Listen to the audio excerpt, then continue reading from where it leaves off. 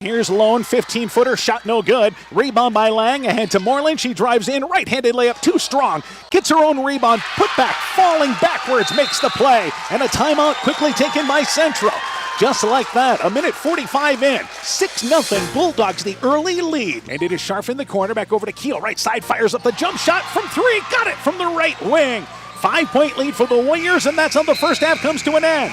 Grace Keel a spark to start this game for the Warriors and hits a three in the closing seconds. And Central leads 24-19 at the break. Shaw with 10 seconds to go. Back to Jones. And Moreland looks at the clock here. And let's see if she'll look to go one-on-one. Moreland, crossover dribble. Pulls up. Little one-handed runner. Up and in from just off the elbow. So here we go to the fourth quarter now. 37-36. Bulldogs back within one. So the Bulldogs try to again retake the lead. Lang, right side, pick and roll. Moreland covered at the elbow. They go on top to Morrissey. She's open, top of the key for three. Got it! Lakota Morrissey with back-to-back threes here now. And it's 39-37.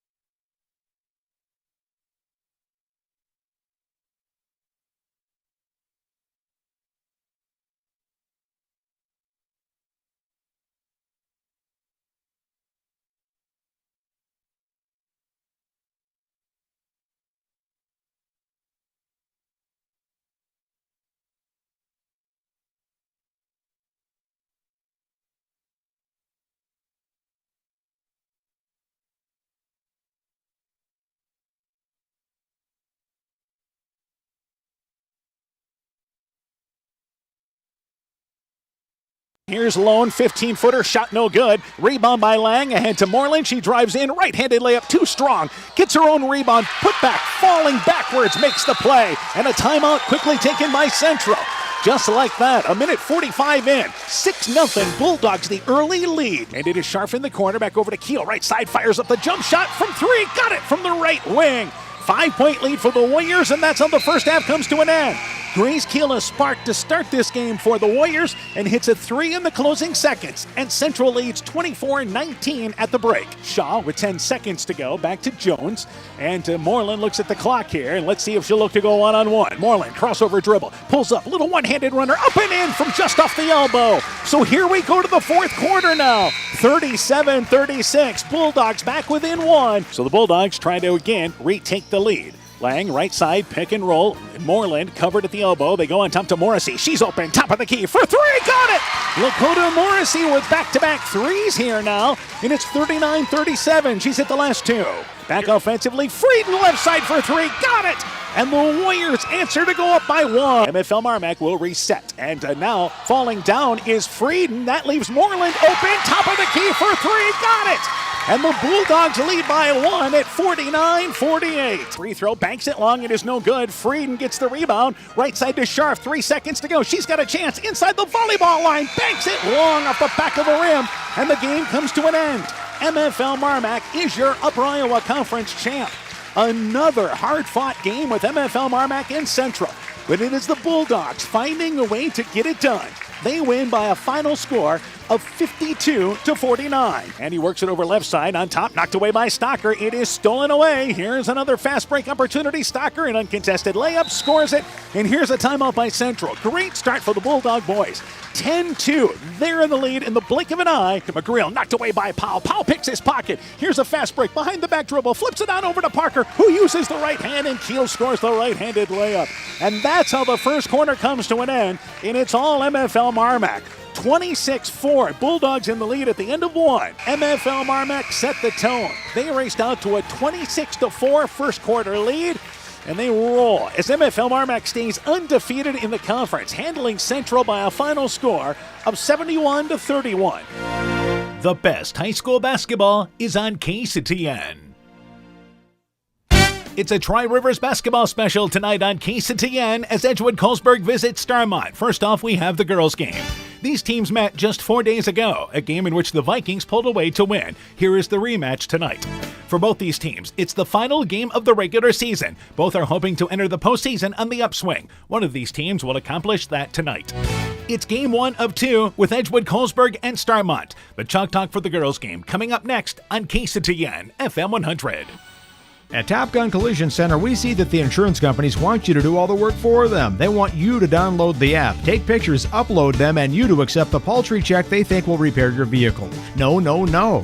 Bob at Top Gun has over 35 years dealing with insurance companies. We write an accurate estimate. We take the photos. We deal with the insurance company to make sure your vehicle is repaired right. Let Bob and the guys at Top Gun use their 30-plus years of experience to take all the worries out of your repairs. Ask about Top Gun's community and veteran discount programs. Call Top Gun today at 563-964-9899. Hey sports fans, take a time out and call Garms Financial Services. Their team of agents can show you how to save money on all your insurance needs with Grinnell Mutual. Whether you need auto, home, farm, crop, or business insurance, Garms Financial Services has you covered. You'll also receive quality protection, expert advice, and local friendly service. Call Brian Bugenhagen, Cheryl Wagner, Emily Bazin, or Kayla Olson today for a free competitive quote. Garms Financial Services in Elkader, your trusted choice agency. Veterans Memorial Hospital, we're right here at home. Veterans Memorial Hospital is celebrating its 70th anniversary. This is Michael Coyle, the new CEO.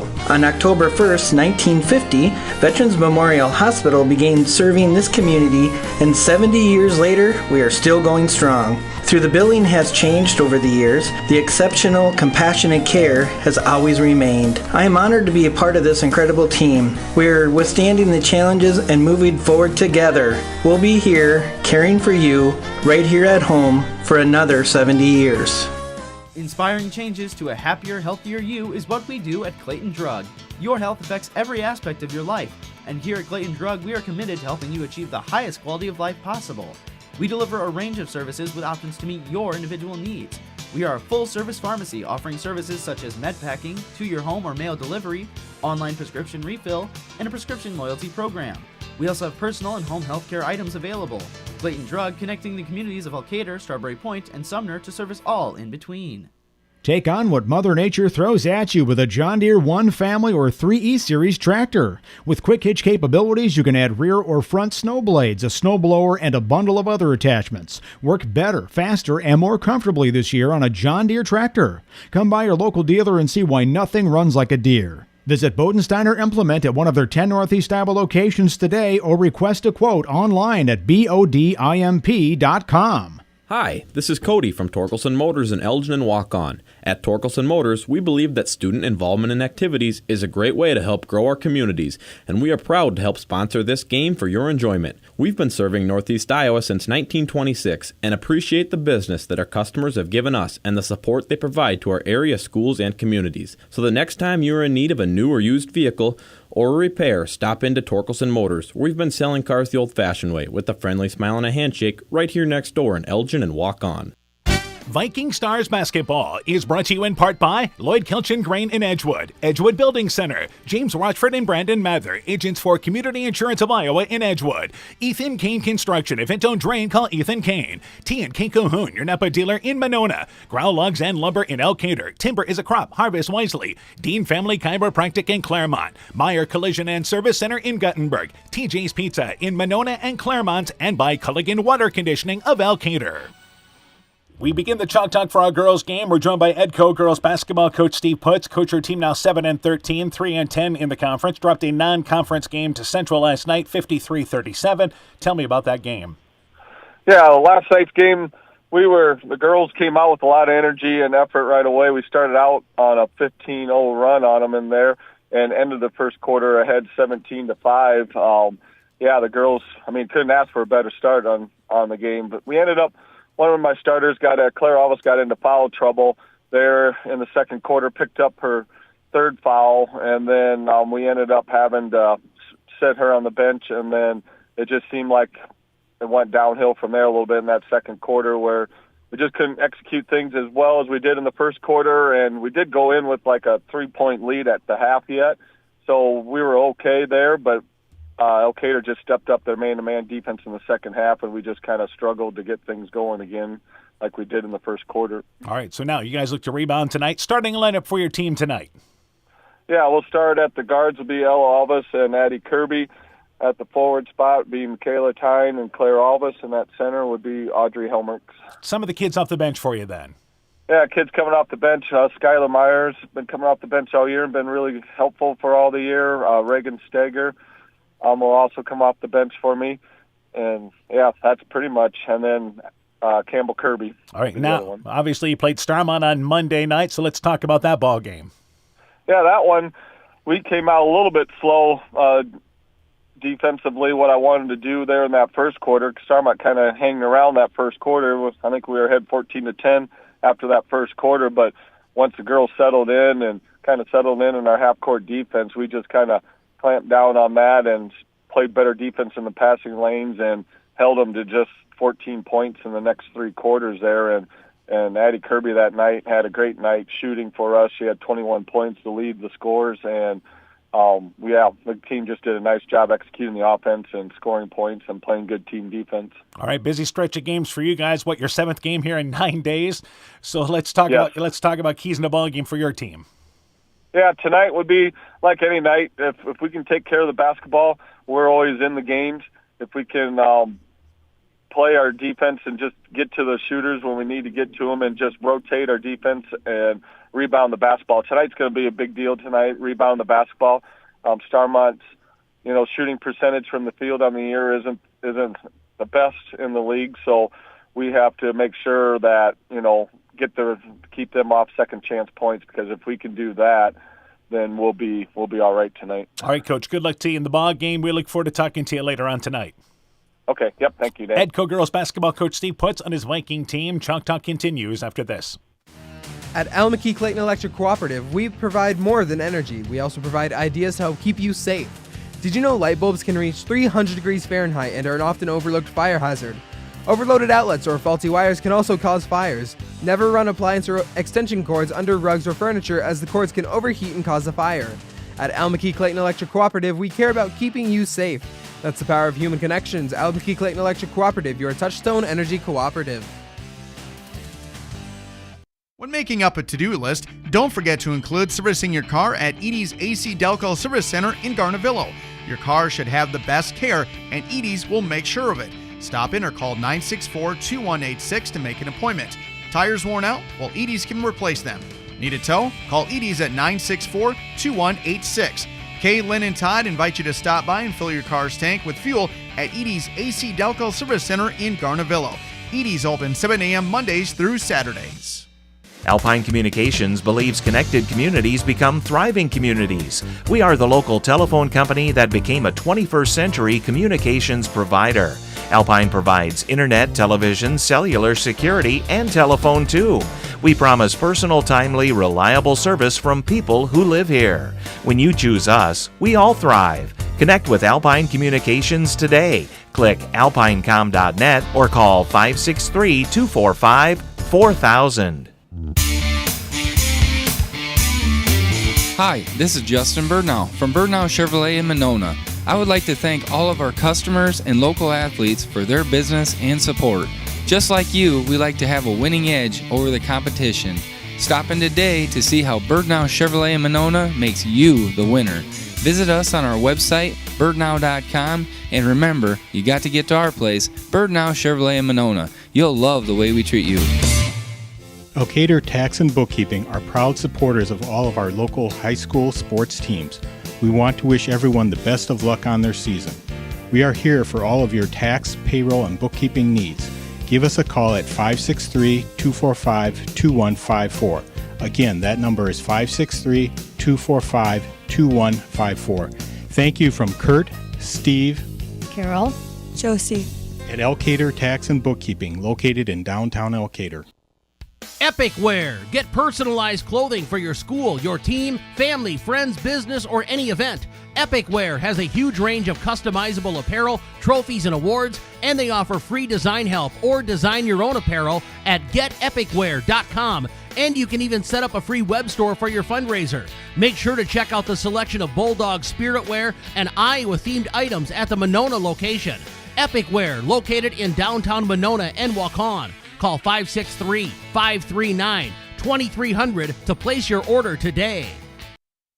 Viking Stars Basketball is brought to you in part by Pam Vasky of Smith Insurance, Strawberry Point, and Heritage Mutual Insurance, Hill Country Convenience Store, and Every's Auto and Tire in Colesburg, Welterland Motors in Edgewood, Guttenberg Municipal Hospital and Clinic. Check out career opportunities at guttenberghospital.org. St. Olaf Ag Sales and Service, Thompson Construction and Monona Overhead Door, LTI & Sons Water Conditioning, your Connecticut dealer in Postville, Myers Auto Service in Monona, and by the Lowena Savings Bank, member FDIC.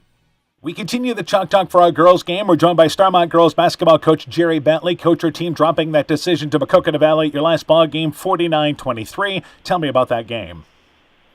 We came up strong, played a good first quarter and things. I mean, you know, we're playing great defense right now. We're passing the ball well.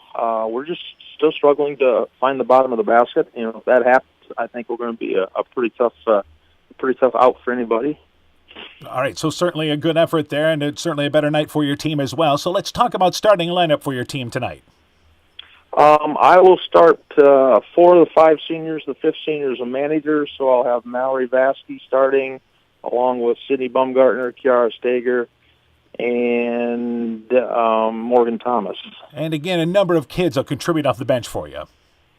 Yeah, I'll also start Savannah mess play, and then I'll have Anita Vasky coming off the bench, and possibly not for sure yet at this point who else will come off that bench, but that's where we're at right now. All right, turning our attention to Edco, you just played them on Monday night. What do you kind of remember about that ball game? Cold shooting night. We played well. Played a good first quarter. And then it's like a lid went on the basket, and we couldn't get the basketball to fall through. Had a lot of good shots, did a lot of good things. Just came out on the short end of the stick. All right, so what do you see as the keys in the ball game tonight?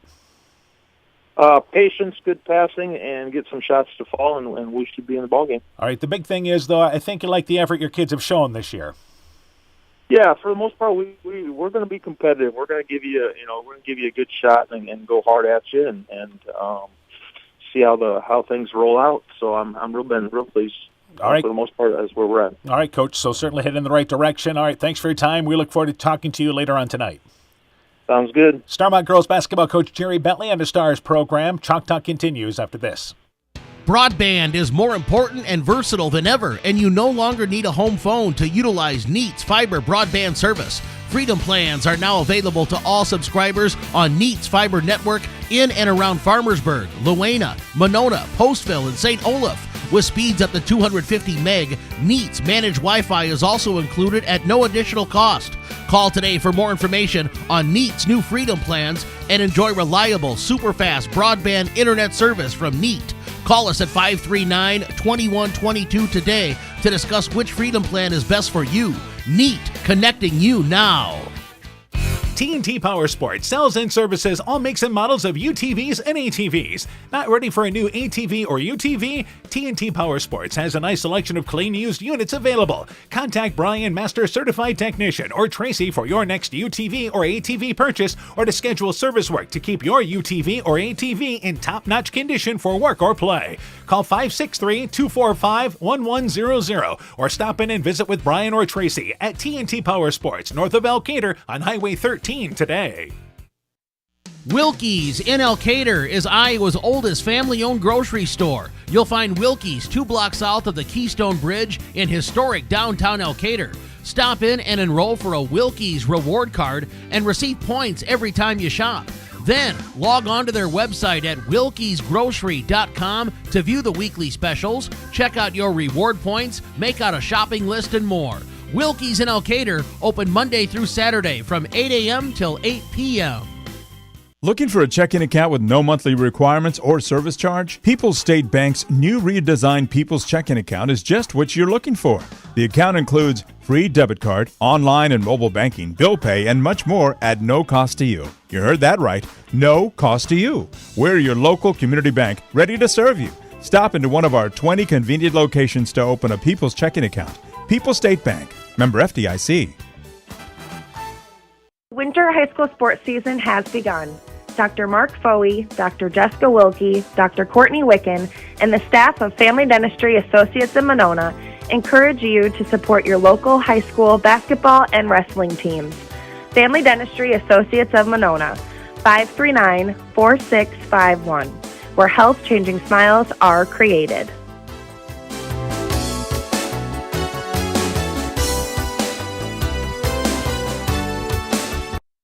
Viking Stars Basketball is brought to you in part by Silver Edge Cooperative in Edgewood, Strawberry Point, and Delhi, Citizen State Bank of Monticello, Hopkinton, Ryan, Manchester, Winthrop, Strawberry Point, and New Vienna, member FDIC and equal housing lender, Blooms Flowers, Gifts, and more in Edgewood, Norby's Farm Fleet in Northeast Iowa, Carr Auto Group, Fisk Farm and Home in Monona, Cresco, and Decorah, Quillen's Quality Food serving Northeast Iowa, Clayton County Recycling of Monona, and RGK Portable Building serving Northeast Iowa and Southwest Wisconsin.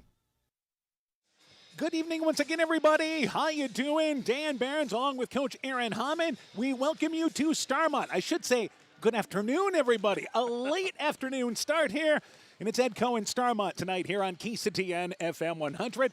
We missed the girls' matchup last time. Starmont missing that ball game due to illness, as I'm joined by Coach Aaron Hammond. But here we are for the rematch. They just played Monday night. Yeah, they just finally played that girls' game on Monday, and Edco came on top of that 60-22. But yeah, didn't get to see the Starmont girls play or the Edco girls play the first time around in Edgewood, and here's the rematch.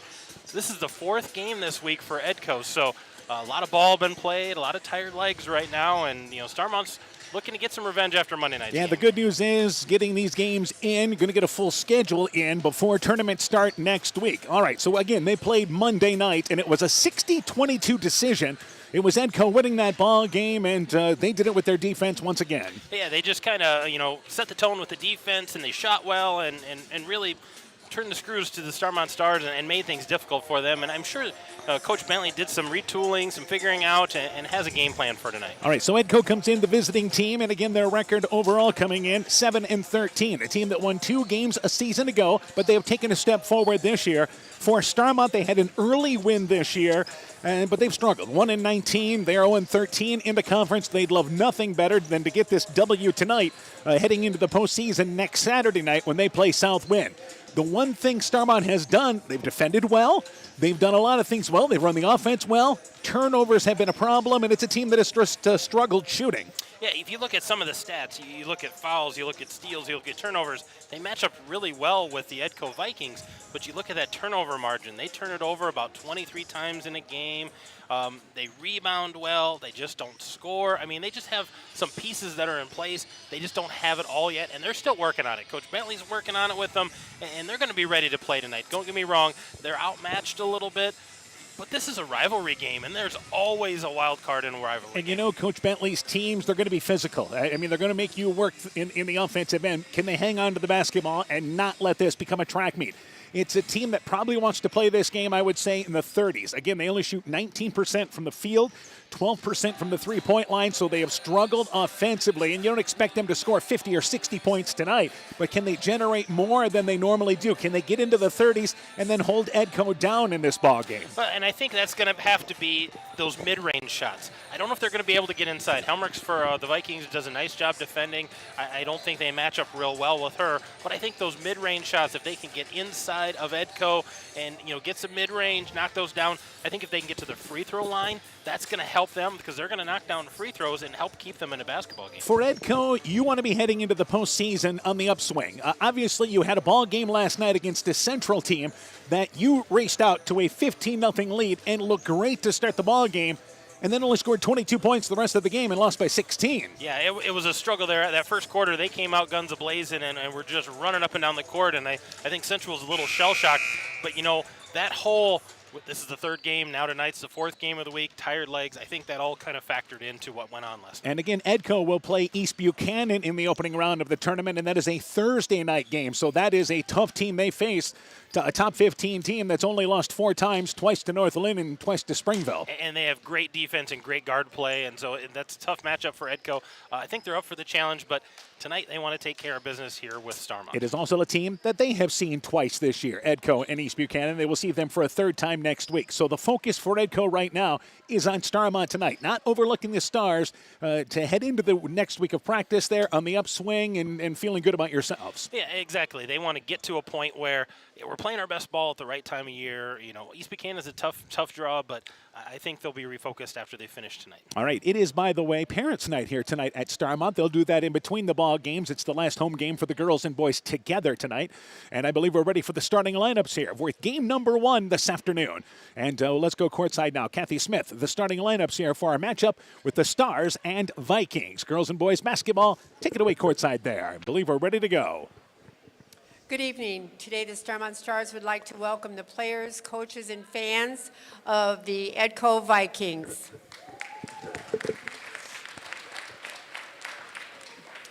At all activities sponsored by the Iowa High School Girls Athletic Association and Starmont High School, sportsmanship is a priority. We ask that you cheer enthusiastically for your team while respecting the performance of your opponent and the work of our officials. Tonight's officials are Mr. Glenn Snyder, Mr. Mike McCarville, and Mr. Dean Deitmeyer. And for tonight's starting lineup, for Edco, number 12, Ella Alvis. For Starmont, number 14, Mallory Vasky.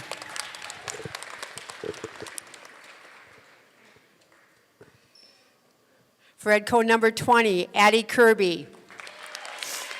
For the Stars, number 32, Savannah Mesplay.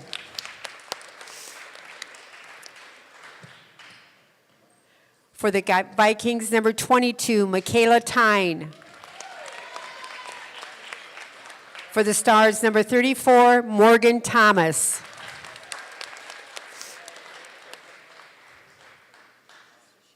For Edco, number 24, Claire Alvis.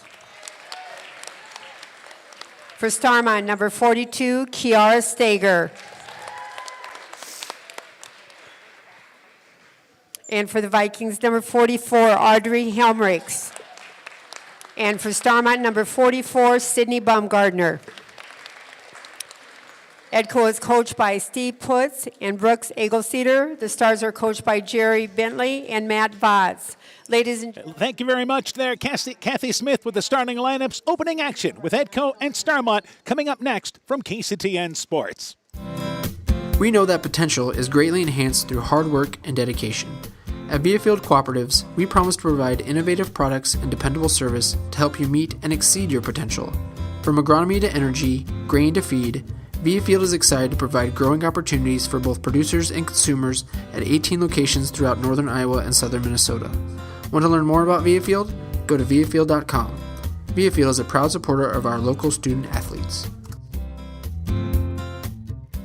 When in Guttenberg, stop into Sode's Green Acre Country Market and Cafe. Sode's can make you lunch as you browse their gift shop. We have a great selection of spirits, wine, and craft beers along with a gourmet food section. Looking to shop local? We have a great selection of Iowa-made items, handcrafted soaps, candles, honey, and syrup. We also have jewelry, books, toys, home decor, and so much more. Find us on Facebook to find out more because Sode's Green Acre in Guttenberg, Iowa is more than just a store. Stronger, farther, faster. It all starts with good nutrition. Hi, I'm Megan Kregel, a dairy farmer in Clayton County. As our local student athletes take the field or court this year, the ultimate pre- and post-game fuel-up is in the real meat and real dairy foods grown right here in Iowa. Livestock farmers like me are proud to raise high-quality proteins that support health, energy, and performance. To learn more, visit realfarmersrealfoodrealmeat.com. Ready to go here with game one of two. A light crowd, and only because we actually have two games going on here at the same time. This is kind of common in the Tri-Rivers, Coach. Yeah, nice having two gyms. The JV boys are playing in the other gym, varsity girls here, and when these games are over, they'll switch. The varsity boys will play here, the JV girls will play over there, and everybody gets home a little earlier tonight, Dan, with an early start. Yeah, starting at 5:30 tonight. We thought about maybe trying to pick up another ball game if we could. You know, on the way home, stop, do a ball game. Clayton Ridge, MFL Marmac boys maybe. But, again, it's good to get this matchup in here tonight, despite the early start tonight. Lots of black and gold. As Starmont wearing their home white uniform. Starmont there in black, the yellow trim. Edco, their away black uniforms with the Edco there and in white. It will be Helmrichs to jump it up for, once again, Edco. And for Starmont, it will be Sydney Baumgardner to jump things away. So we're ready to go with game one of two today, and the tip is won by Helmrichs into the backcourt to Alvis, and this game is underway. So right away, you'll see Starmont here defensively. It appears that they're going to play a little zone starting out here. More kind of a 2-1-2 zone. But right side, Alvis open for three. Just off the top of the key. Got it from the right side. And the Vikings strike first. That's a great start for the Vikings. If they can hit some outside shots, they're going to force Starmont out of that zone. And you'll see Edco here defensively, and they will play 2-3 zone starting out. I think at some point you'll see both these teams probably bring some full court pressure. So Starmont has no problem with this, and it's more of a 1-3-1 actually for Edco. Right side, driving baseline, they go to Baumgardner, gets it along the left sideline, and brings it back out on top. Top of the key, three lunch by Baumgardner there. The shot is actually long, and Ricochet's right side rebound picked up there by Edco, and as they try to push it in transition, left side, Ella Alvis tried to push it ahead. They turn it over in transition as they were trying to lead Kirby to the basket, overshot, and Edco turns it over on a fast break opportunity. Yeah, just out of reach of Kirby there. Let her a little too much, but a nice fast break for the Vikings. We are sitting in the top row of the bleachers tonight. Plenty of space. They've got a nice table for us here. Right side, three launched in the deep right corner by Vasky. Aired it out, and the rebound gets into the hands of Ella Alvis off the right side. But in all the years, we've been on the Starmont side here, even going back to the old gym. Yeah, Starmont side, usually in the corner, but we're at the top row. We're immersed in fans tonight. Yeah, so we've got fans just all around us here. Right side on the wing, open on the right sideline. The three launched by Kirby. It is long at the back of the rim. Rebound pulled down by Starmont. And Baumgardner quickly back into the offensive end and works it there on top to Stagger. Right side wing area now, and again, that's mess play. So you see defensively here, Edco coming out in a zone starting out. I think that surprises you here early. It does. I wasn't expecting this, but they're kind of throwing Starmont off a little bit. They're not sure what to run offensively. They're just trying to get regrouped and find those open spaces. And they continue to work from the right side. So playing the top of that zone, by the way, is going to be Kirby on the top for Edco. So they work it back over center court circle. Ball really yet to get past the free throw line extended. Right side, Baumgartner thought about the three, has it knocked away, and she'll work it over left side now. And they work it cutting to the basket is mess play. Goes left side, nothing there, and they bring it back out on top. So I would say patience right now for Starmont. Yeah, and they're fine with this. They're willing to be patient. They're looking for a good shot, and Edco's not really forcing the issue. And left side open for three is Thomas. Got it off the left side. So patience rewarded, and Starmont has knotted it up 2.5 minutes in. And here's full court pressure by Starmont. Here's that pressure we talked about. Helmrich's nice job. They beat the pressure. They work it right side to Claire Alvis, who drives in and is fouled. So Edco able to zip right through it in the offensive end. A foul committed by Starmont, getting back defensively. Yeah, that made basket, and Starmont was right in that full court pressure, but Edco easily to beat that. Stanger, by the way, her first foul. That is our first whistle of the ball game. Kirby inbounds to Ella Alvis. Back over right side. Kirby open. Right side for a three. Rattled in and out. No good. Rebound cleared off the left side there by Stanger for Starmont. But again, Edco falls back, and bringing it across the timeline here for Starmont very slowly is mess play. I would say this tempo right now is what Starmont wants. This is 100% what Starmont wants, and Starmont's being patient, looking for a good shot. Mess play open along the right baseline, just off the baseline right side, misses the shot. Rebound pulled down there by Helmrich, and then a reach-in foul committed by Starmont. That will be Morgan Thomas committing the foul after Helmrich secured the rebound. Helmrich's averaging a double-double for Edco this year. She's really coming on strong again, having a nice sophomore season here. She's got 2 more years to keep working on things. 12 points and 11 rebounds for the Vikings. So again, here's pressure, but a good job with the experience of Ella Alvis bringing into the offensive end. Then Starmont falls back defensively here.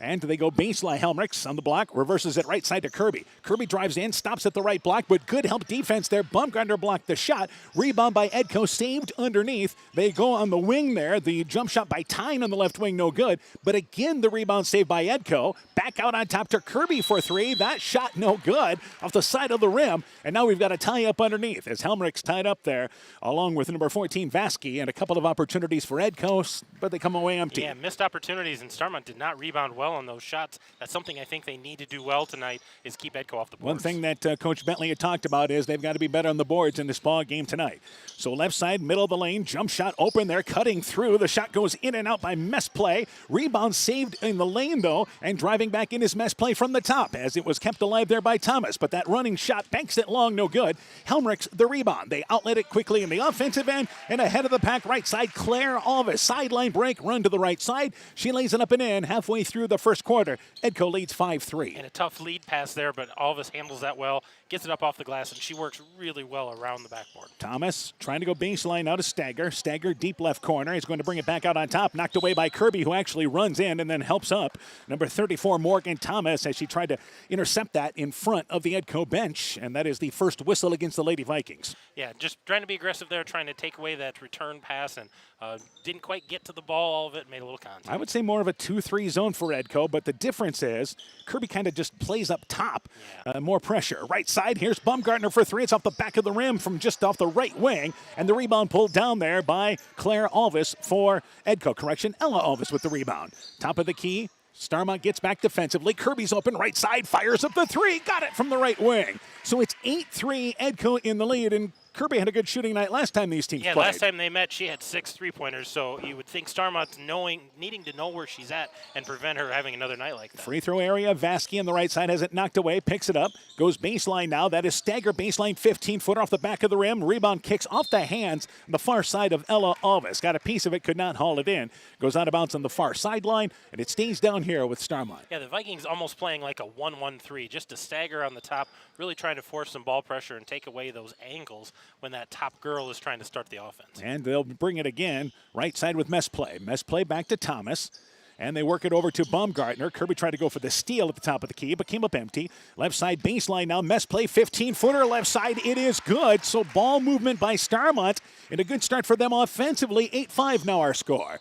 Backcourt area, Kirby beats the pressure, and a reach-in foul committed there by Starmont, and it is Vasky on the reach-in as they brought it into the offensive end. Third whistle now against Starmont. Yeah, and then Mallory Vasky just kind of reaching in with the wrong hand. She cut across the body, reaching with that hand, made some contact with Kirby. Mallory Vasky checks out. Anita Vasky, a 5'7 junior, makes her first appearance.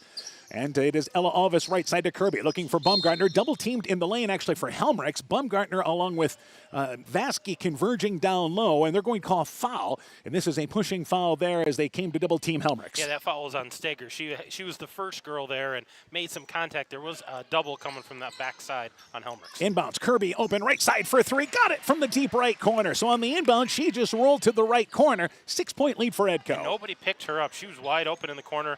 Nobody even got a hand in her face. Yeah, a little too easy there.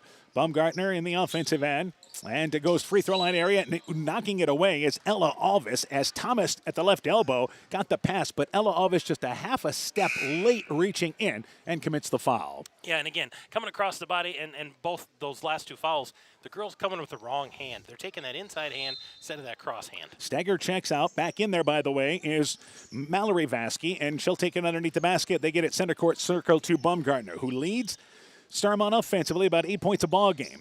And it is, again, Mallory Vasky on top to Thomas. Left side to Mess play. 2 minutes left in our opening quarter. And they'll pull it back out left side. Thinking about the three is Mallory Vasky, but instead goes back out on top. And they'll work it here right side to Thomas. No rush by Starmont here. Great patience by Starmont. They want to work it inside, try to look for an open basket. And trying to drive in the lane there was Thomas. Deflected out of there by Edco. Claire Alvis picked up the loose basketball. Then a reach-in foul committed by Starmont there in Mallory Vasky. So now that is the 5th foul committed on Starmont and the 2nd on Mallory Vasky. And those are silly fouls so far away from the basket. I know she thought the ball was there, but it was across the body again, reaching through to try to get that. Just a silly foul being that far away from the hoop. And again, when you want to keep it a lower scoring ball game, Edco is close to getting to the free throw line. Ella Alvis left absolutely wide open. Top of the key for three, no good. Helmrich's had a hand on the rebound. Correction, Claire Alvis did, but they come up empty. Baumgartner clears it off the right side. And back out on top to Mess play. 11-5, Edco in the lead. And they work it here right side now. Looking underneath the basket. They try to go there to I believe, Anita Vasky. It's knocked away underneath. Good defense by Edco. I believe that was Claire Alvis. Claire Alvis got a hand on that. Yep, nice being active underneath the middle of that 2-3 zone. And to left side, they go along to baseline now. And it is again Claire Alvis right side. Kirby open right side for three. Circles in and out, no good. Helmrich's the offensive rebound. Scores the putback from the right side. That's one way to get her to the touches. 8-point lead. Yeah, that's the first touch for Audrey Helmrich's inside. And nice putback on that offensive rebound. And we're inside 50 seconds left in a fast-moving first quarter. Right side, Mallory Vasky along the baseline there and looks back out on top. They work it there to Thomas. Thomas back right side, Mallory Vasky, deep right corner for three. Off the left side of the rim, bounces long, but Mess play tracks down the rebound, and they go back out on top. Right side, Thomas open for three. Rush that shot and is going to air it out there. Good hustle by Baumgartner, who saves it. However, it goes into the hands of Helmrichs, who then throws it away. And Thomas drives in, but misses the running shot driving in. And then you had Helmrichs going for the rebound along with Mallory Vasky, and the foul is called on Helmrichs that time. So Starmont gets themselves another possession, I should say. A couple of offensive rebounds there by the Stars. They just got to put the basket or the ball in the basket right now, but they're getting the looks and they're running their patient offense. First on Helmrichs, third on Edco. 20 seconds left in the first quarter. Starmont may be content to work for the final shot. And Mallory Vasky has it on the right baseline area. And they'll work it to free throw line area now to Mallory Vasky, who snuck in there. Is open, takes the jump shot from the elbow, banks it in. Hit the white line there on top, banked it in. 6 seconds left in the quarter. They're back within 6. They try to go to Helmrichs. Edco turns it over, and they launch it ahead in the offensive end. Baumgartner gets the shot off, but it's after the horn sounds. Missed it from 15 feet away, and the opening quarter comes to an end. 13-7. Edco, the early lead. You're listening to high school basketball from KCTN Sports. In these trying times, you don't want to waste a moment. It is time to take advantage of Freedom Bank's convenient online and mobile banking services. You can access your accounts from your computer or your smartphone and even pay bills without stepping a foot out of your home. You can even make deposits just by snapping a picture with your smartphone. This mobile deposit feature is available on approval. The fast, easy way to bank. Call today for more information. Freedom Bank, Elkader, Monona, Postville, Wauconda, Decorah, member FDIC. Viking Stars Basketball is brought to you in part by Northeast Iowa Subdrains in Strawberry Point, J&J Land Solutions in Edgewood, Rivals Inc. Custom Gear, Screen Printing, Embroidery, and online shopping at rivalsinc.com, Farmer Savings Bank of Colesburg, Elkport Garber, Strawberry Point, and Arlington, member FDIC, Bruins and James Insurance, your Grinnell Mutual agent in Monona, Bacon Concrete in Postville, Furniture Showcase in Allwine, Lighting Showroom, Flooring, Furniture, and Window Treatments, and Outdoor Creations, your Floral, Landscape, and Garden Center in Monona. We've played one quarter, 13-7. Edco the early lead. It is the Vikings basketball. They'll start the second quarter here with Ella Alvis also out there as well. They're starting five. You have Kirby, Tyne, Claire Alvis, and Audrey Helmrichs. And they lead 13-7 here. And they work it right side, and Claire Alvis bumped into by Thomas. So you have Thomas along with Baumgartner, Mallory Vasky, Anita Vasky. Mess play out there for Starmont. What was our shooting in the opening quarter? The Stars shot 23%, 1 of 6 behind the arc, 2 of 7 inside. The Vikings are 42%, 3 of 9 behind the arc. And left side in the offensive end, Edco, Claire Alvis in the deep left corner, back out on top here now to Tyne. Next foul, by the way, puts Edco at the free throw line. At the high post area, Helmrichs brought it down, and reaching in from behind there is Mallory Vasky, forces a jump ball, and the Stars turn him over.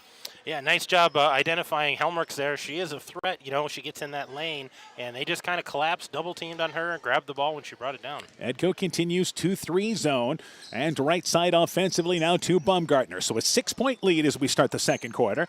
Thomas near the center court circle goes left side again here now to Mallory Vasky. Back right side to Baumgartner, looking for cutters through the lane, but Edco recognizing where they're at. Thomas on the right wing, back out on top to Mess play. Starmont has certainly played the way they want to play here, the tempo to their favor.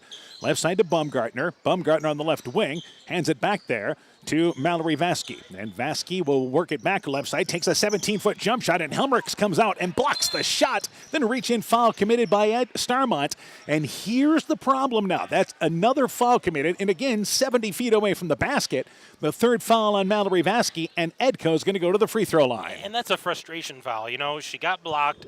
I thought maybe she could grab that ball, but she was on the backside of the whole play, and 10 turns around, fouls. That's her third foul. We're going to shoot 1-and-1. It's just a frustration, and I know Coach Bentley can't be happy about that, but it's growth. They're trying it. They're trying to get better. Vasky with their third foul checking out, and also Thomas checks out. Into the ball game for them is number 12, Tyra Bogie. She is a 5'5 sophomore, making her first appearance. The free throw on its way there by Claire Alvis. It is good. And also coming into the ball game is number 24, Ellen Otteson, who is a 5'9 sophomore. So a couple of sophomores into the ball game now for Starmont.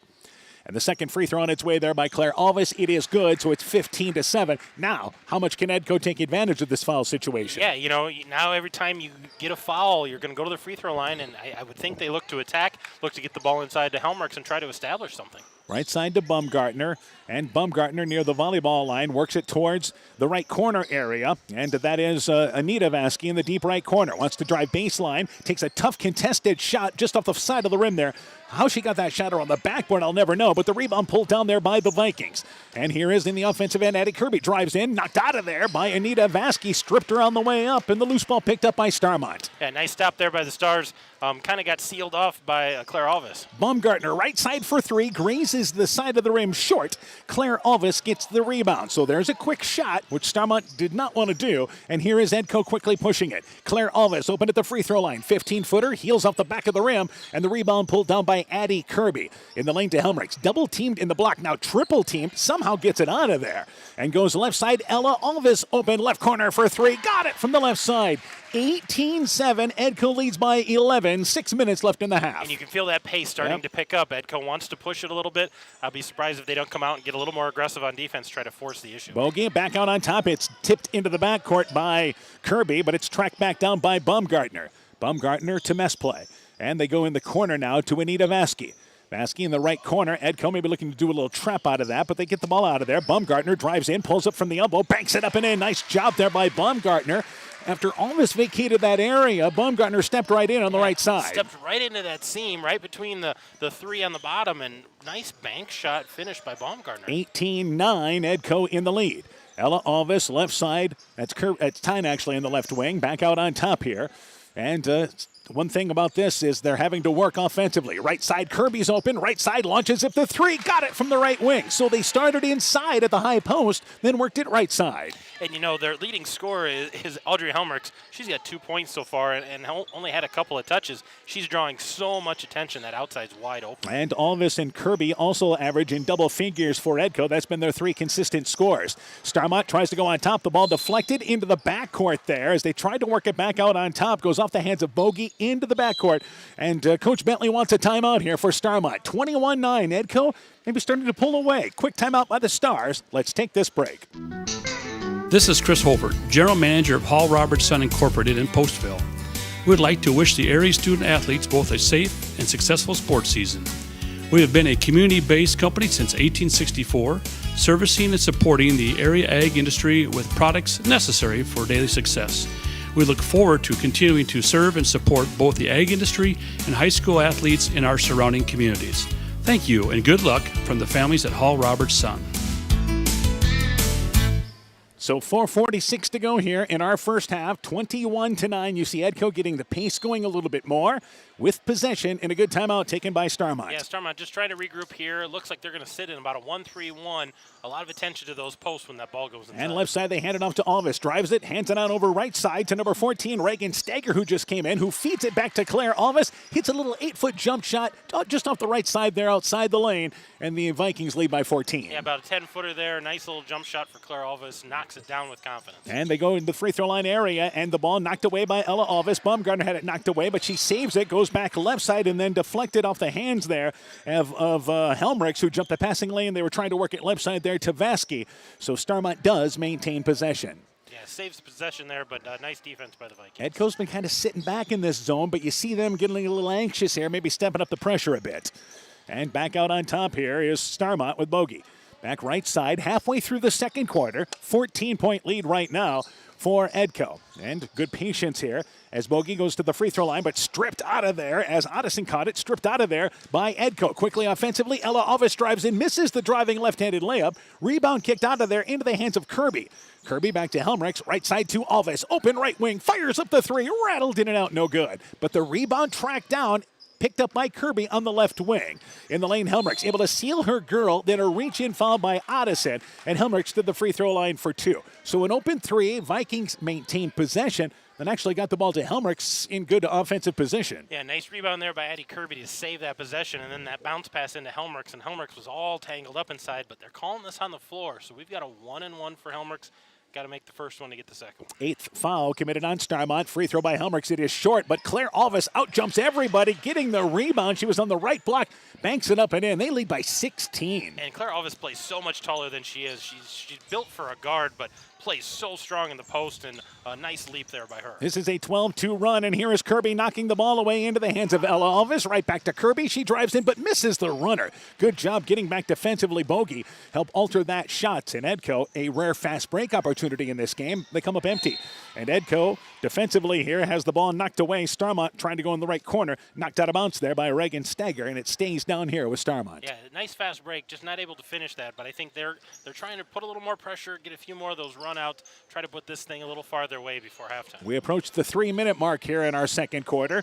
And again, Mess play has it knocked away, picked up by Ella Alvis. Here's a fast break. That was Kirby knocking it away. Alvis drives in. The layup no good from the left side, but foul driving in. And Ella Alvis goes to the free throw line for two. Yeah, there's another one of those. Good teamwork by those two on top.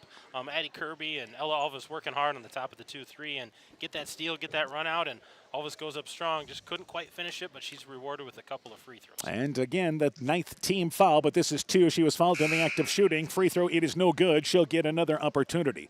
Substitutions, Thomas back in. Also coming back in there for Starmont is Stager. And checking out for them is going to be Otteson and also Bogey. Second free throw by Ella Alvis. Good. So 1 of 2. 17-point lead. They have outscored Starmont in this second quarter, 13-2 right now. Yeah, another 13 points in the second quarter. We still have 3 minutes to play. So trying to turn up the pace a little bit. Edco's trying to get out and run. You see Kirby and Ella Alvis kind of leading up there. And now the ball is knocked away as Starmont tried to work it left side, and Helmrichs in the lane denied the entry pass. They'll take it off the left side of the basket. Yeah, nice job cutting to the hoop there. Stager's looking to get that open seam, and Helmrichs shut that down right away. So Stager moves about halfway between the baseline and the sideline area. Thomas now with it, and they get it back in on top. Mess play has it left wing in the lane. Cross court to Baumgartner. Gets a step by her defender, but leaves the shot short and gets her own offensive rebound. Put back from the right side. No good, but fouled. And Baumgartner goes to the free throw line for 2. Yeah, good aggressiveness on the rebound, or on the offensive boards, getting that rebound, and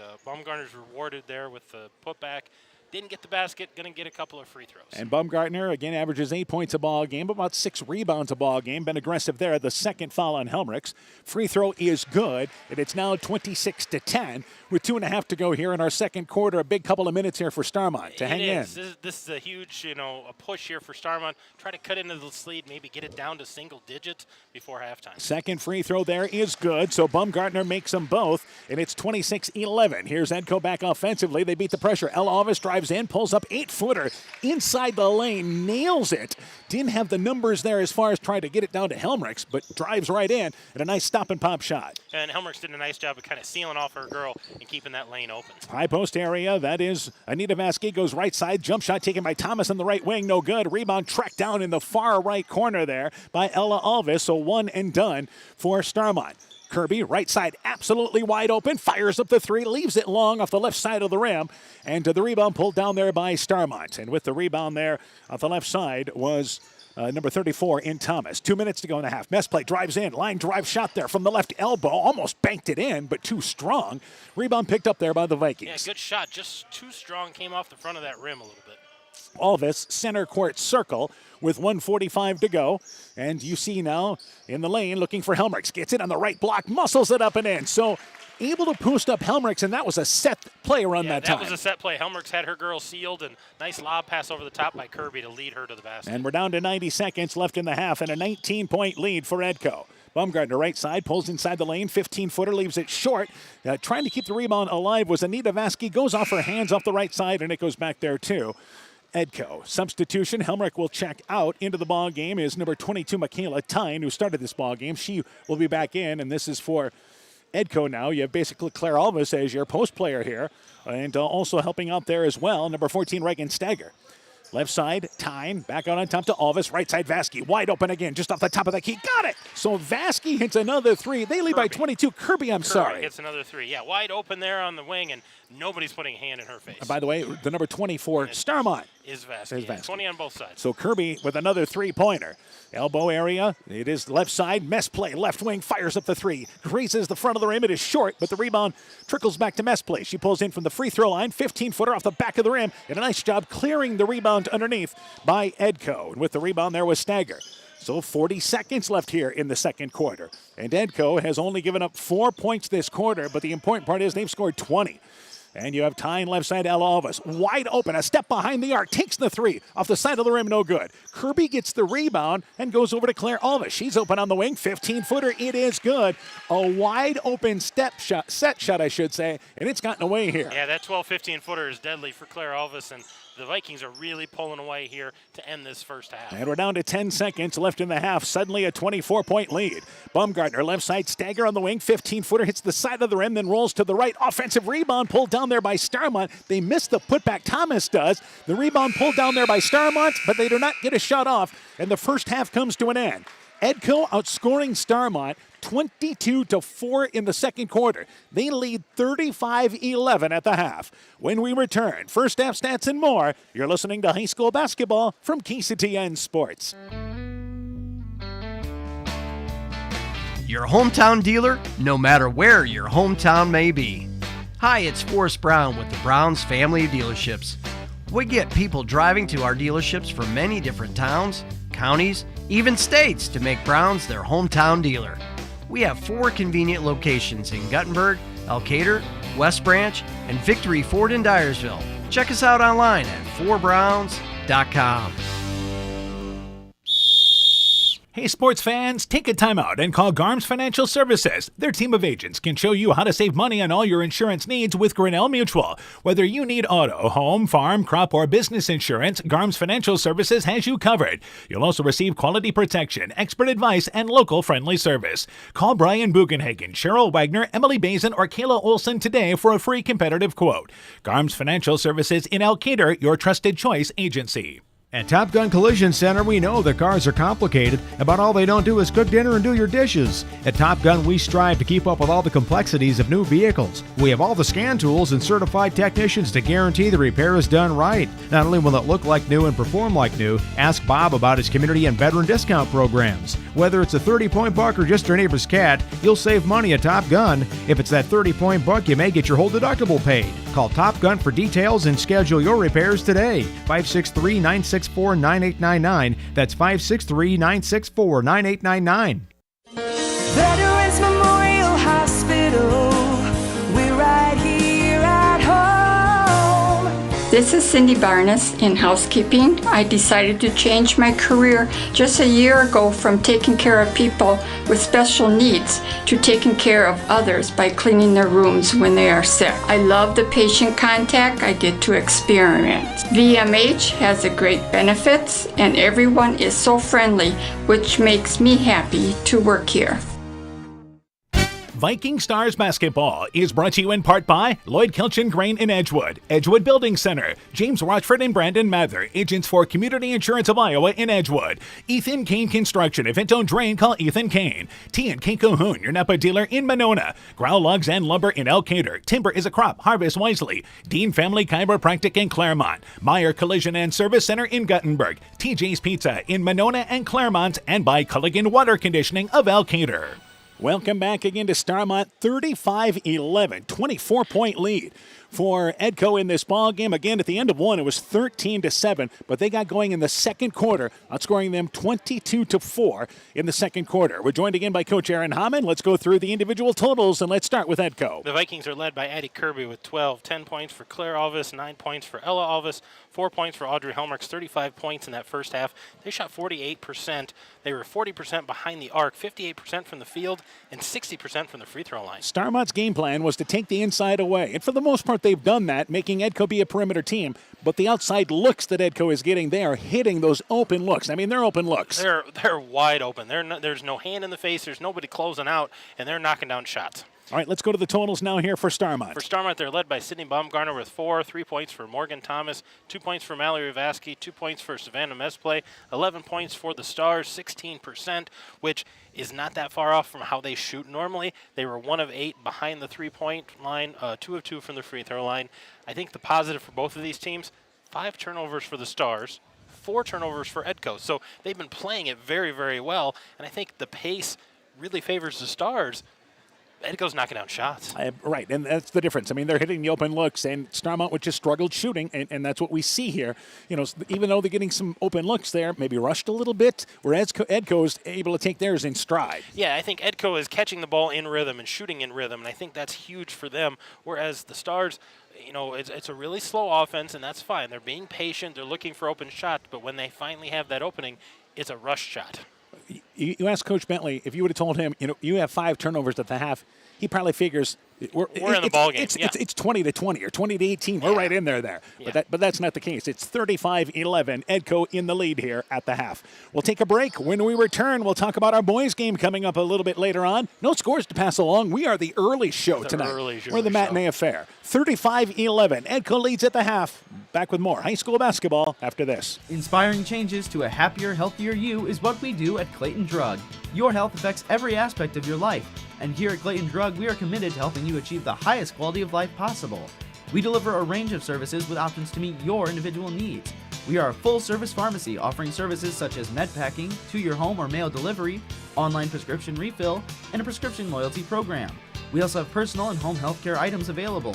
Clayton Drug connecting the communities of Elkader, Strawberry Point, and Sumner to service all in between. Take on what Mother Nature throws at you with a John Deere 1 Family or 3E Series tractor. With quick hitch capabilities, you can add rear or front snow blades, a snowblower, and a bundle of other attachments. Work better, faster, and more comfortably this year on a John Deere tractor. Come by your local dealer and see why nothing runs like a Deere. Visit Bodensteiner Implement at one of their 10 Northeast Iowa locations today or request a quote online at bodimp.com.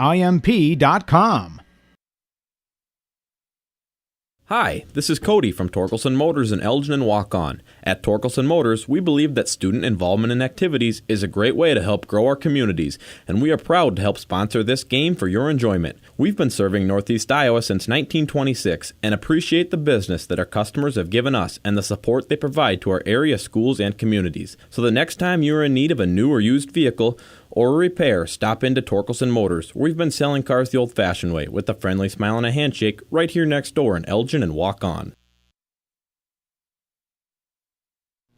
Brrr, the cold weather is here, and with it comes wind, snow, and ice that can damage overhead power lines. Remember to stay away from all downed lines. They may still be energized. Call to report broken poles, downed wires, or any other damage. By working together, we can keep everyone safe. That's the power of human connections.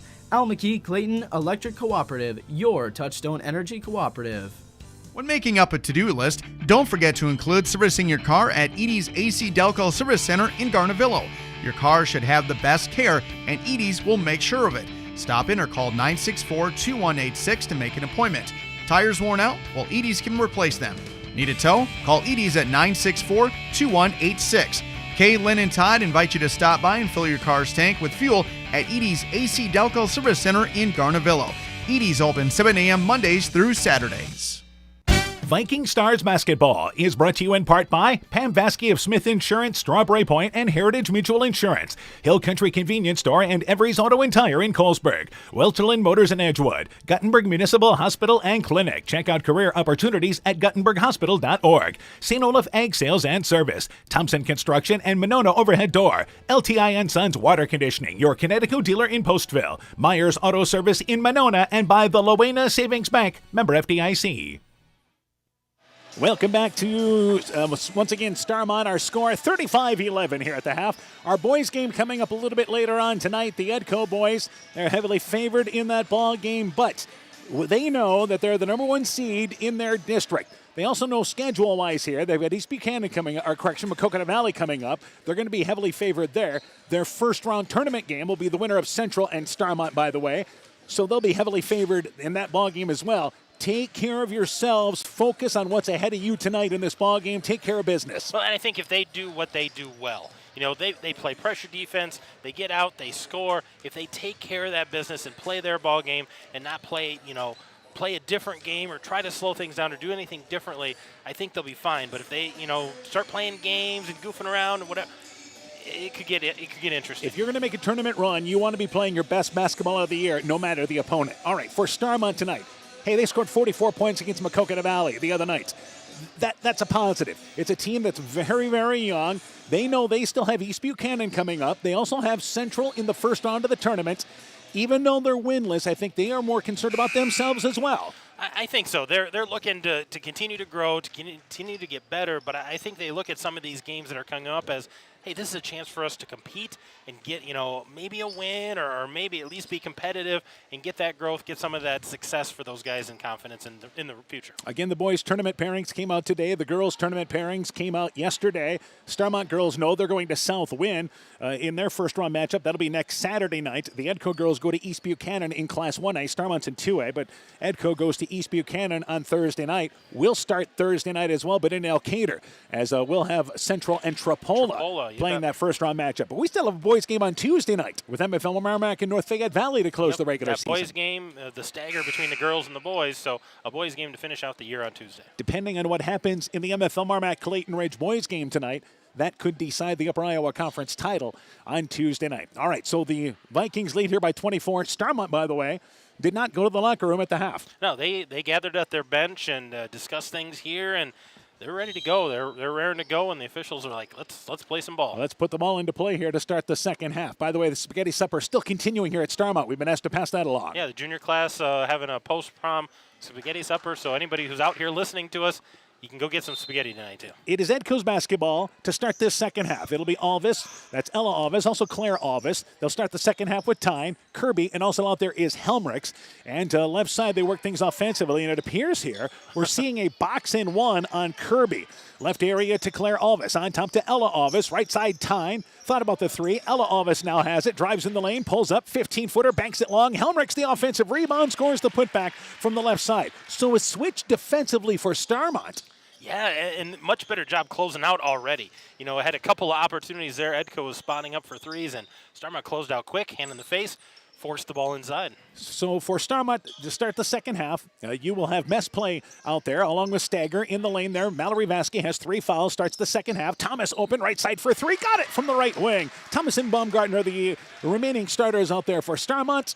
And a good basket for them. 1 minute in here to our third quarter. Yeah, nice three-pointer there from Morgan Thomas. Caught it in stride and hit it. Ella Alvis left side deflected out of there by Stagger. Loose ball picked up by the Stars. And offensively, Thomas back into the offensive end. So Starmont defensively hoping to get some stops. Left side, that's mess play. Left side for 3, got it from the left wing. So a team that shoots 12% from the three-point line has hit back-to-back threes. Yeah, and really cutting into this lead. 6 unanswered points here to start the second half. They continue the box in 1. I thought maybe you'd see a triangle in 2, but now Helmrichs has it. Right side, Ella Alvis open. Right side for 3. Off the front of the rim, no good. Rebound by mess play, and Helmrichs comes over the back there to commit the foul. So Edco, you can see trying to figure this out right now. Yeah, something different. You know, they haven't experienced a lot of this year, but with Kirby hitting 6 three-pointers on Monday and already hitting 4 in the first half here, Starmont's like, we're going to make somebody else beat us. Somebody else is at that outside shot. The only thing about that is if you are Edco, you've got to take advantage of that, maybe with Helmrichs not receiving as much attention down low. Exactly. You know, they're not going to be able to double-team her anymore. And Edco continues 2-3 zone, driving in the lane there. That is Mallory Vasky, loses the handle on the basketball and spins away and is called for traveling there. She was trying to get away from Kirby that time, so it was either be forced with a jump ball there or travel, and that's what happened. And inbounds, they give it there to Alvis. So it is mess play now chasing Kirby. And now, as they go left side, there is a whistle and a timeout taken here by Edco. So Coach Putz doesn't like what he sees. 20-point lead for the Vikings. 6 minutes to go, third quarter. Let's take this break. Alpine Communications believes connected communities become thriving communities. We are the local telephone company that became a 21st century communications provider. Alpine provides internet, television, cellular security, and telephone too. We promise personal, timely, reliable service from people who live here. When you choose us, we all thrive. Connect with Alpine Communications today. Click alpinecom.net or call 563-245-4000. So 37-17, Edco uses their first time out here. And Coach Putz now has to work against this box and 1. Yeah, and I think he's just kind of fine-tuning some things here, understanding they're going to be shadowing Kirby.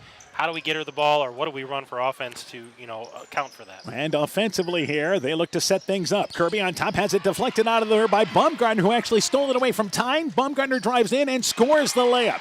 So Starmont, a team that only averages in the lower 20s, has 19 points. But more importantly here, they've scored 8 points here in the first 2 minutes plus of the third quarter. And they've got momentum. Left side, that's Tyne open, leaves the three-pointer short. Rebound pulled down there by Claire Alvis, misses the putback on the left side. Rebound tracked down by Ella Alvis on the right corner, and then a reach-in foul committed by Starmont. The only bad thing is for Starmont is we talked about keeping this game into the 30s because 18 points is a huge mountain to climb for this team offensively. It is. It's a lot of points for them, and they dug themselves a pretty big hole in that first half. But I like the fight that they've shown here and the pushback that they've given to try to get in this ballgame. Ella Alvis tries to go in the lane to Helmrichs, but it's intercepted by Stagger. They were looking down low, but Stagger jumped the passing lane. So back into the offensive end is Starmont. Down by, after the first basket, they were down by 26, and it's 18 right now. They're the free throw line area now with Mallory Vasky left open. Takes a set shot there from the right wing. Good look, but it's off the back of the rim. That's the best open look they've had from the perimeter. Back in the offensive end now is Ella Alvis. Beats the pressure. Drives in right side. Swooping layup. Banks it up and in. Strong move there by Alvis. They lead by 20. And I'm amazed by how well the post for Edco sets that screen. Kind of seals their girl and gives that lane for the girl driving to the hoop. Baumgartner, right side, is going to take that three-pointer. Banks it short. Rebound pulled down there by Claire Alvis for Edco. So it's one and done. Starmont very few second shot opportunities since that first quarter. Yeah, since that first quarter, Edco's done a much better job of keeping him off the offensive glass. Tyne, top of the key to Alvis. Back left side on the wing, and they work it back to Alvis. Alvis at the high post area, and they look in the lane to Helmrichs, but it's intercepted. They're double-teaming Helmrichs down low, intercepted there by Mallory Vasky. Boxing one, and they're double-teaming, so a lot of girls out there that are Baumgartner open right side, foot on the line from the right wing, hits the jump shot, it's 2, and it's 39-21 Edco. That was a big shot by Baumgartner. Caught it in stride and Edco's got to have an answer here. They got to find a way of establishing something inside. And the free throw line area to Claire Alvis. Alvis goes left side now. And to Ella Alvis, back to Claire, in and out of her hands, and the loose ball in the court picked up by Starmont. So Starmont here getting all the loose basketballs. Yeah, getting all the 50-50 balls. Mess play, baseline to Mallory Vasky on the right wing, goes back out on top there to Bumgartner. She's open, going to take a 19-foot jump shot, left side, got it. So Bumgartner hitting stride, and here's another timeout by Edco. How about this? 3:47 left in the third. It's a 16-point game. Let's take this break. Hi, this is Justin Birdnow from Birdnow Chevrolet in Monona. I would like to thank all of our customers and local athletes for their business and support. Just like you, we like to have a winning edge over the competition. Stop in today to see how Birdnow Chevrolet in Monona makes you the winner. Visit us on our website, birdnow.com, and remember, you got to get to our place, Birdnow Chevrolet in Monona. You'll love the way we treat you. Viking Stars basketball is brought to you in part by Silver Edge Cooperative in Edgewood, Strawberry Point, and Delhi. Citizen State Bank of Monticello, Hopkinton, Ryan, Manchester, Winthrop, Strawberry Point, and New Vienna. Member FDIC and Equal Housing Lender. Bloom's Flowers, Gifts, and more in Edgewood. Norby's Farm Fleet in Northeast Iowa. Carr Auto Group. Fisk Farm and Home in Monona, Cresco, and Decorah. Quillen's Quality Food, serving Northeast Iowa. Clayton County Recycling of Monona. And RGK Portable Building, serving Northeast Iowa and Southwest Wisconsin. So it's 39-23, Edco using their second timeout here in this third quarter. And Starmont making it a game. They scored 11 points in the first half. They've scored more than that in the first half of this third quarter. So a little more fire out of the Stars. They're fired up trying to get back into this ballgame. I would say playing with a little confidence right now. You bet. So Alvis brings it across the timeline. They continue. It's a diamond in one is what they're playing. And now into the game for Edco. During that break, number 34, Skylar Meyer, makes her first appearance. Top of the key to Alvis. She drives in, bounce pass to Helmrich, past her as Baumgartner defended the post on the right side, jumped the passing lane, and a turnover by Edco. They're fronting Helmrich, trying to keep the ball out of her hands. They're fronting Kirby, and they're just playing a diamond in the middle, closing out on shooters very, very well. And again, a 16-point lead. Edco continues to stay in their zone. As Mesplay has it right side. Baumgartner's really heated up here in this third quarter. Mesplay open for three. Aired it out long. She was open. Helmrich gets the rebound off the left side. Boy, that could have made it a 13-point game. Claire Alvis ahead of the pack. Good job by Starmont getting back. Ella Alvis drives in, traveled with the basketball. Nope, I think they're going to call a reach-in foul as she drove in. And the foul committed there by number 32 for Starmont, and that is Mesplay reaching in. And that is just the second foul on Starmont here this third quarter. Yeah, playing much cleaner here in this second half, keeping hands off, not putting Edco to the free throw line. And it is Ella Alvis right side to Meyer. Inside 3 minutes left here in our third quarter. And driving left side, here's Alvis. The pass to Helmrich, in and out of her hand. She was open that time, and they lose it on the turnover, trying to lead Helmrich to the basket. And that's a great entry pass. Ella Alvis is driving, drawing all the attention, and just throwing that little bounce pass, and Helmrich just isn't handling it right now. All right, substitution. Helmrich will get a breather here, and coming into the game will be number 42, Ellie Kirby, a 5'8 freshman coming in there. And 2:40 left here in our third quarter. Boy, down by 26. It's now a 16-point deficit. And Starmont a chance again. So Edco keeping the door open here in the third quarter. Yeah, not able to, stop this run by the Stars. Stagger deflected out of there, picked up by Baumgartner. Back right side, Baumgartner gets it on the right block. Covered and goes back on the wing to Thomas. Good decision not to force it. Mess play on the left side. Brings it top of the key now. At the elbow, back left side. Baumgartner open. Left side, the jump shot circles in and out. No good. Foot was on the line, but had a great look. And the rebound cleared by Claire Alvis for Edco. Great look by Baumgartner. Just didn't go down. Cupped out of that rim. Meyer, high post area to Claire Alvis. Top of the key, Ella Alvis wide open for three. It's off the back of the rim. Edco is cooled off. Rebound tracked down by Thomas on the far side. And Thomas into the offensive end of Baumgartner. Inside 2 minutes left in the third. And the mess play has it top of the key. And back over right side now to Baumgartner. Baumgartner on the wing. And has to go now here, left side to mess play. In the corner, Stagger, baseline 15-foot jump shot off the back of the rim, then goes up and goes through. Starmont getting the roll, and that hasn't happened often this year. That has not. Nice baseline shot there by Stagger, and here's the Stars continuing their comeback, and Edco hasn't had an answer yet. 90 seconds left in the third. It's a 14-point game. Meyer open on the wing. Jump shot, 15-footer. Leaves it short. Line drived it short. Jump shot actually taken there by Ellie Kirby. Left it short, and Starmont gets the rebound. Yeah, one and done for the Vikings, and Starmont's crashing the boards and still patient offense. And left side, Thomas open for three. Graces the side of the rim. It is short. Rebound pulled down there by Kirby. Could have made it an 11-point game. Inside a minute left here in our third quarter. 39-25. Edco in the lead, but they have only scored 4 points this quarter. Yeah, they've been really, really quiet. On top in the pass, intercepted by Stagger, who is straddling the center court line and feeds it back to Thomas. Right side, here's Anita Vasky for three. Aired it out short on the right wing. Trying to save the rebound underneath the basket was Baumgartner, runs out of room, and it goes back there to Edco. And it's funny because Starmont was so patient in the first half and looking for good shots and just weren't able to find them. They're getting good looks now, but now you see them rushing a little bit, trying to get this back into it. They need to just continue to be patient. Almost like to try to take that 10-point shot the last couple of trips down the court. High post area, Claire Alvis, baseline, Kirby, baseline 10-footer, leaves it flat. It is no good. Rebound cleared by Starmont. And with the rebound there was Anita Vasky off the left side. So back offensively is Starmont again. Top of the key, mess play for three. Circled in and out, no good. Rebound pulled down by Mallory Vasky. Brings it back out on top here to Thomas. Thomas drives left side, takes a little one-handed runner. It is short. Almost got her hand on the rebound underneath, but it goes out of bounds with 10 seconds left in the third quarter. So Starmont got a couple of looks that time down. Yeah, they got a couple looks, got an offensive rebound. They're being aggressive. They're trying to get back into this ball game. All right, we're down to 10 seconds left in the quarter. Kirby right side, and it's intercepted by Thomas. Here's a fast break.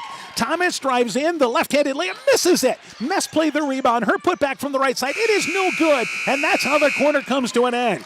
Starmont, two great opportunities to get back within a dozen, but it's a ball game now. They were down by 26. 14-point lead for Edco going to the fourth at 39-25. Let's take this break. Mom, yeah, put that on my to-do list. There is more and more on my to-do list every day. I can hardly keep up, and I have to make sure everyone is paid. But who has time for the bills? You know who can help with that? Who? Elkader Tax and Bookkeeping. They not only do taxes, but specialize in bookkeeping services as well. Has your to-do list gotten too long? Want help? Give Elkader Tax and Bookkeeping a call at 563-245-2154. Viking Stars Basketball is brought to you in part by Northeast Iowa Subdrains in Strawberry Point, J&J Land Solutions in Edgewood, Rivals Inc. Custom Gear, Screen Printing, Embroidery, and online shopping at rivalsinc.com, Farmer Savings Bank of Colesburg, Elkport Garber, Strawberry Point, and Arlington, member FDIC, Bruins and James Insurance, your Grinnell Mutual agent in Monona, Bacon Concrete in Postville, Furniture Showcase in Allwine, Lighting Showroom, Flooring, Furniture, and Window Treatments, and Outdoor Creations, your Floral, Landscape, and Garden Center in Monona. So it was 35-11. Edco was in the lead at the half. They've been outscored 14-4 in this third quarter, and the shooting tells the story. Yeah, they 2 for 7, 4 from 9 from the field for the Stars. Edco only 2 for 6, 0 for 3 behind the arc. Baumgartner right side launches a 19-footer. Long rebound, kicks to the far corner, but picked up there by Messplay. They maintain possession. Baumgartner, Messplay, Thomas, Mallory Vasky. Also out there as well is Anita Vasky. And again, only 2 fouls committed by Starmont this second half, 1 by Edco. Been well played in that regard. Edco continues in the 2-3 zone. Messplay to Baumgartner, open left side, fires up the 3. It's off the back of the rim. And the high rebound cleared off the right side by Ella Alvis, who has it knocked away from behind by Anita Vasky. For Edco, you've got Alvis girls out there, Claire and Ella. Also there is Vasky, or correction, I should say Kirby, and who's being guarded now by Baumgartner. Also out there is Tyne, and Helmrich's back in there. At the high post area, goes left side to Tyne. She's open, left side, fires up the 3, short. Rebound by Helmrichs, and again, lots of arms there. Helmrichs comes down with the rebound and fouled on the floor. Edco takes it off the right side of the basket. And we talked about the patience. You know, Starmont hasn't been in this scenario a lot this year, but they need to have some urgency. But I think they still need to have patience on the offensive end. I think the urgency really needs to be on this defensive end, getting rebounds and preventing second chance opportunities. At this point here, I know you're down by 14, but you cannot give up any second chance opportunities. And in the lane is Helmrichs on the right block, double teamed in the lane and quickly tied up A lot of attention paid. It's a jump ball, and it's going to stay down here with Edco. Good interior defense. Great defense because they had two girls closing out on Ella Alvis, and the backside girl had to close out on Helmerich. That last foul on Thomas, who just checked out, was the third on Thomas. Alvis open on the inbounds, pulls from the right side, but misses the 15-footer. A rare air shot there by Ella Alvis. She got out of the inbounds and rolled to the corner, but missed the shot there along the baseline. Baumgartner back left side to Anita Vasky. Fires up the three, aired it out long, and that was more of just kind of a rush shot there from the deep left corner. Then staying down there as Mallory Vasky knocked it away from Tyne, but it goes back there to Edco. Starmont, don't rush things here. Yeah, don't rush the shots. I mean, catch it, shoot it in rhythm, but they're just kind of throwing it up there and trying to crash the boards, and I think they need to find that good shot. Alvis on the right side, high post area. Helmerichs baseline now to Claire Alvis in the lane. Helmerichs catches it on the block, but fouled as she catches it. She goes up from the left-handed side and actually banks it up and in, but they're going to wave it off. She was fouled on the floor. If you're facing that diamond in one, run your man-to-man offense. Yeah, run your man-to-man offense and find that open girl. That's what's going to happen here. Inbounds to Kirby. A rare touch for her. Baseline, Ella Alvis drives in, takes a swooping shot, banks it around, got it to stay down. So Ella Alvis with the basket, just the 6th point for Edco here in this second half, and they're back up by 16. Yeah, still in control here, a 16-point lead, but not scoring a lot here in the second half. Kudos to Starmont on their defense. Mallory Vasky, left side for Starmont. And they go back right side to Baumgartner. Baumgartner brings it right baseline. And his double team needs a little help there. Reverses it left side, and there is a timeout taken by Starmont there, I believe. So yeah, Starmont took a timeout, but Edco had possession. No, Starmont had possession. All right, so timeout on the court. Yeah, Baumgartner was stuck in the corner, so bailed out by a timeout. After a turnover, let's take this break. Epic Wear. Get personalized clothing for your school, your team, family, friends, business, or any event. Epic Wear has a huge range of customizable apparel, trophies, and awards, and they offer free design help or design your own apparel at getepicwear.com. And you can even set up a free web store for your fundraiser. Make sure to check out the selection of Bulldog Spirit Wear and Iowa-themed items at the Monona location. Epic Wear, located in downtown Monona and Waukon. Call 563-539-2300 to place your order today. All right, so Edco did get a steal, but the timeout was taken before the steal. So it is going to be Starmont with the basketball, taking a timeout and avoiding possession there as they try to work it on top. Right side, Thomas open for three. Got it from the right wing. It is now a 13-point lead, so they've cut the deficit in half here in the second half. They've cut it in half. They've gotten themselves back into the ball game. They just need to continue to get defensive stops. Edco, which led Central 15-0 last night, deja vu again for them. But they go down low. Helmerichs gets it on the left block, banks it up and in, and the rare time she's been matched up one-on-one. Yeah, one-on-one inside, and had the size advantage, took advantage, put it in the hoop. And Thomas is tied up there and actually ends up colliding with Kirby in the offensive end, and they are going to call a foul, and the foul is committed there by Kirby. So that's the second on Edco. 5:27 to go in our fourth quarter. 15-point lead for Edco at 43-28. Steger checked in for Starmont during that timeout. Back out on top to Mess play. Mess play right side, and they try to go down in the lane, and there's a reach-in foul by Tyne as they try to work it in the lane to Mallory Vasky, and a reach-in foul committed by the Vikings. And we're kind of seeing what Starmont did in the first half, reaching across the body, not really in position. We're seeing that out of Edco now with the lead, but giving opportunities to the Stars. Steger has to go back on top to Mess play. Free throw line area to Thomas. Bounce pass over to left side now to Mallory Vasky, who loses her footing along the baseline. Traveled with the basketball. Kind of caught it a bit out of position, but Starmont turns it over. We're starting to get a flood of fans in here, Dan. I assume the JV boys game is over, so we started to get a few more fans. They're going to see the exciting end of this girls basketball game. We approach the 5-minute point here in our fourth quarter. Left side now to Claire Alvis. Right side back to Ella. Ella drives in. Crossover dribble. Facing the basket. The layup. It is up. It is in. Foul. Count the basket. You expect a senior to start to take control, and Ella Alvis puts them back up by 17. A nice drive there. Getting the ball on the right side and up on the key, top of the key. And she drove lane, crossed over, went with the left hand, got the foul, got the basket, gets the free throw. And a chance here to put Edco back up by a distance. Free throw on its way there. It is good by Alvis. So she has scored basically 5 of the last 7 points for them. Yeah, 5 of the last 7 and 9 of their 13 points this half. And it's 44-28, so Edco goes back up by 16. So you think there, you start to maybe breathe a little easier. Right side, stopping the dribble, Baumgartner actually, and a reach-in foul committed there by Edco. You know, Edco came out in a 2-3 zone. they really haven't. They trapped a little bit in the second quarter, but now there's a turnover here. Oh, they're going to call this a travel. They're going to say she tried to step through. And Coach Bentley shaking his head. He thought the foul happened first, and they said, nope, she tried to step through, didn't get the ball on the ground, give the ball back to the Vikings. And so Edco here has yet to score. Back-to-back trips down the court. Helmrich's at the high post, back over to Ella Alvis. And Alvis drives in the lane, goes left side now to Tyne. Tyne baseline to Claire Alvis. And they work it back out on top. Edco looks so good on offense the first half, getting open shots. Helmrich's from the free throw line, 15-footer, it is good. So the two leading scorers in Helmrich's and also here, Ella Alvis now picking up the pace. Yeah, now starting to hit shots and try to pull away. And it's 46-28. Baseline, driving in, left sideline, little runner there by Mallory Vasky, no good. Baumgartner, the offensive rebound, misses the putback off the right side. Rebound cleared there by Edco. Back ahead of the pack, Ella Alvis. And good job by Starmont getting back. Edco really hasn't had any fast break opportunities this second half. Yeah, Alvis loses the basketball, picked up by Thomas, and then Kirby with the Olay defense trying to reach in off the right side. That'll be the fourth foul committed there by Edco. If you talk about growth and you talk about things to hang your hat on, Starmont, a lot more fire here in the second half, cut back into this lead. Their defense has been hustling back. Edco has not had much for breakouts and easy layups. Substitution for Edco. Time checks out, and now Starmont wants a timeout. So halfway through the fourth quarter, 18-point lead for Edco at 46-28. Let's take this break. Mom, yeah, put that on my to-do list. There is more and more on my to-do list every day.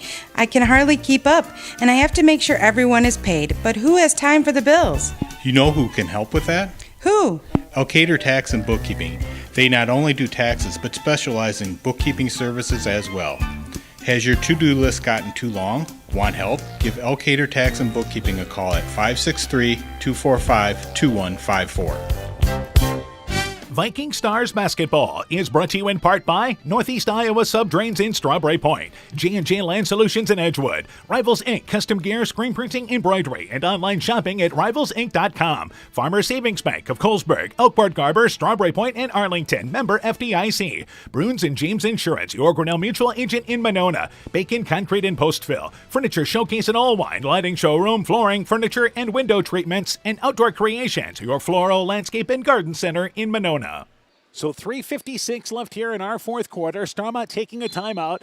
Edco has now answered after having a 26-point lead cut down to 13. It is now back to 18. And as Starmont comes into the offensive end, they turn it over. Ella Alvis, crossover dribble, and then a reach-in foul committed by Baumgartner. So during that break, substitutions for Edco as they brought number 14 back into the ball game there. And that is Reagan Steger who has checked back in. And also coming in as well there is Skylar Meyer. And they'll take it off the left side with Alvis. Right side, that is on the wing. Steger open right side for three. Leaves it off the side of the rim, but tracks down the rebound at center court circle. Good hustle there. And they go back in the lane. Helmrich's touch pass to Claire Alvis, but getting back is Baumgartner. And that pass from left to right to deflect it out of bounds. Yeah, good hustle there. Baumgartner intercept that pass and knock it out of bounds. And it will stay down here with Edco off the left side of the basket. Inbounds, Claire Alvis. And they work it around here. Starmont stays in their zone.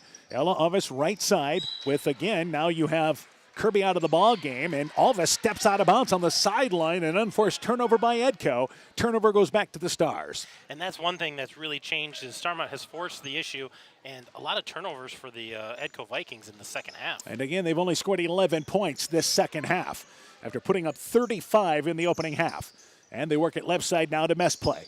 Mess play back over, right wing area. Baumgartner, foot on the line, 19-footer, short off the side of the rim. Steger, the offensive rebound to mess play. Off the left side for three. That shot is short. But the long rebound tracked down. They'll work it back over to Baumgartner. She's open just inside the top of the key. Her 17-footer short off the front of the rim. A little more lift on those shots. Short on each.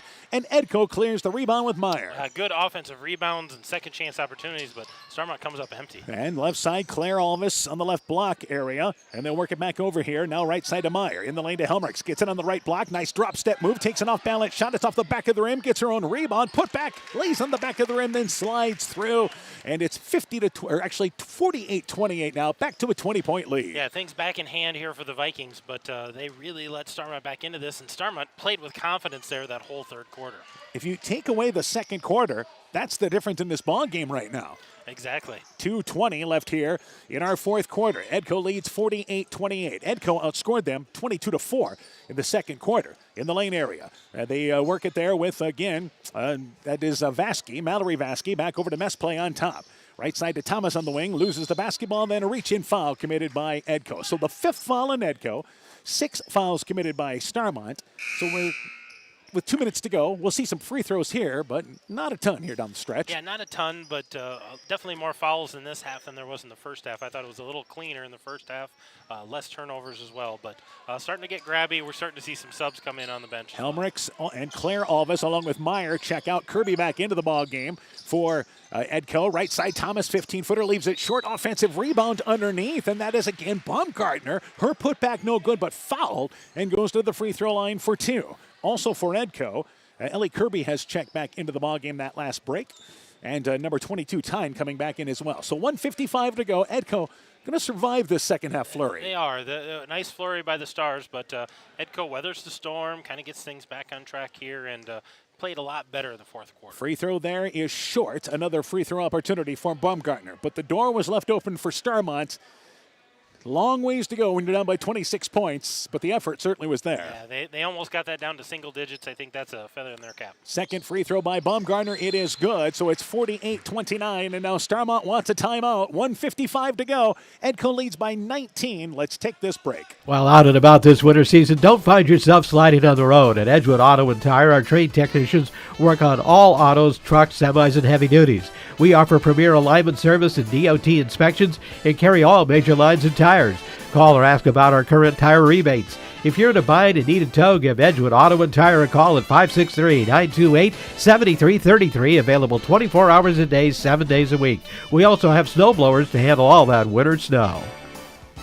Wilkie's in Elkader is Iowa's oldest family-owned grocery store. You'll find Wilkie's 2 blocks south of the Keystone Bridge in historic downtown Elkader. Stop in and enroll for a Wilkie's reward card and receive points every time you shop. Then log on to their website at wilkiesgrocery.com to view the weekly specials, check out your reward points, make out a shopping list, and more. Wilkie's in Elkader, open Monday through Saturday from 8 a.m. till 8 p.m. 1:55 to go, fourth quarter. Edco leads 48-29 for both these teams. This is their regular season finale tonight. Starmont going to go with some full court pressure here with 1:55 to go, down by 19. Inbounds, try to see if they can force some turnovers, and they do. The ball is deflected up and picked by Baumgartner on the sideline. Back over to Thomas. She drives in right, and the layup too strong. Rebound saved there by Mallory Vasky. Back down on top here to Baumgartner. So Starmont gets that steal in the lane. Baumgartner on the right block. Backs her way down, banks it up and in. 48-31. Starmont maybe should have thought about this pressure a little earlier, huh? Yeah, here's another steal. They've got the ball, and Baumgartner takes it away. Her shot, it is up. It is in. Foul, count the basket. Took it away from Kirby, who had fallen down, and Baumgartner puts him back within 15. Yeah, nice flurry here. Maybe a little too late, waiting to 2 minutes, but Edco's just got to be patient. Get the ball in bounds. You've got plenty of time. You got plenty of timeouts, plenty of possessions. They just need to take care of the basketball. And this is, again, a three-point opportunity. Free throw is short, and then Starmont commits a foul over the back. All right, so now we may see some free throws being paraded down the stretch as we'll go to the other end. A reach-in foul committed on the miss. That's Thomas's fourth with 1:29 to go. 48-33. Starmont lost by 38 points Monday night to Edco. Down by 26 in the third quarter. And played a heck of a third quarter. Got back into it. Going to come up short more than likely here. Free throw there. It is short. And the rebound picked up by Thomas. And Thomas loses the basketball. And then it's picked up there at center court by Edco. And they give it right back. It goes in and out of the hands there of, once again, Stagger. And the loose ball picked up by Starmont. Mess play has it baseline. Drives in a little one-handed runner off the side of the rim, laid flat, rebound on the weak side, and again, full court pressure. They get it to Kirby, and Kirby is fouled with 1:07 to go. And I think Coach Bentley didn't want that foul there just because of where they were at as far as close to a 10-second violation. But that will be the fifth foul on Mallory Vasky for Starmont. Yeah, they had really forced Edco, in the backcourt to hold that ball for a long time, and he wanted that 10-second call and bailed out by the foul. So Mallory Vasky is going to be done for the night, but Addie Kirby's still shooting a 1-1 here. Anita Vasky, by the way, into the ball game for Starmont with 1:07 to go. Free throw being eyed there by Kirby, and it is good. So Kirby, a very good free throw shooter, 68%, makes that free throw to put them up by 16. Her first points of the second half. Her first touches of the second half. She hasn't touched the ball here. Second free throw on its way there. It is good, and it's now 50-33. So for Edco, you know that you face East Buchanan on Thursday night, and you're going to have to play like you did in the second quarter tonight to have any chance to be in that game. Yeah, they shot the ball very well in the second quarter. Baumgartner, right side for three, shot no good, and hustling after it, dives for it on the baseline, cannot get the rebound, picked up by Ella Alves, over to Kirby. Kirby drives in, misses the layup, but fouled with 48 seconds to go, and Kirby will go to the free throw line for two. For Starmont, going to Southwind next Saturday night, you suddenly think, we got a chance. We got a chance if they can be patient on offense. And I think they put this full court defense on a little earlier. I think they could have a chance with Southwind, and we've got a stoppage of play. I think they've called that foul on Thomas. Yep, that's the fifth foul. So she will check out. It's still a 1-1. And again, Coach Bentley has a full minute to make that substitution, but they will not wait that long. As Sarah Fenton, a 5'7" junior, checks in for the Stars with 48 seconds to go. Free throw on its way by Kirby off the back of the rim. But yeah, Starmont played like they played in that third quarter the whole night against Southwind. I think they got a chance with that ball game and can really give Southwind some fits. Second free throw by Kirby. It is good. The question is, does Southwind bring pressure against Starmont? Yeah, they haven't been pressured tonight full court at all. And here's Mess play in the offensive end. Fires up a three. Top of the key, no good. Rebound tracked down in the corner by Alvis. And Alvis is fouled with 38.8 seconds to go. If you're Starmont here, I think I'd try to keep Edco off the line and make this ball game respectable here. Yeah, we don't want to, we're walking the full length of the court to shoot free throws and, play good defense, keep them off of there, but we don't need to foul them. We don't need to put them on the line. Edco scored the first basket of the second half, led 37-11. And you're starting to go, oh, boy, are they going to be 35-pointed in this ball game? And then the next thing you know, it's 39-23. Alvis free throw there. Did it go in? Nope. So she'll have another opportunity. Crawled off the side of the rim and fell out. I was looking at the stats. Alvis, the leading scorer. Second free throw is short, but the rebound pulled down there by Edco. It is Kirby with the rebound there. Ellie Kirby, who misses the putback, banked it long in the middle of the lane. Starmont comes back offensively now with Baumgartner. 30 seconds to go. She drops by her defender, then banks it up and in. Baumgartner has been great tonight. And Edco, Starmont not going to take that timeout home with them. Nope. They take a timeout, 25 seconds to go, 51-35. Back with the finish right after this. Broadband is more important and versatile than ever, and you no longer need a home phone to utilize Neat's fiber broadband service. Freedom plans are now available to all subscribers on Neat's fiber network in and around Farmersburg, Luena, Monona, Postville, and St. Olaf. With speeds up to 250 meg, Neat's managed Wi-Fi is also included at no additional cost. Call today for more information on Neat's new Freedom plans and enjoy reliable, super-fast broadband internet service from Neat. Call us at 539-2122 today to discuss which Freedom plan is best for you. Neat, connecting you now. Unfortunately, car accidents always seem to come out of nowhere. Introducing the I Didn't Expect the Accident, but I Was Prepared for It policy from American Family Insurance. Insure carefully, dream fearlessly. Contact Julie Depke, agent, at 205 South Main Street in Elkader, or call 563-245-2366 today.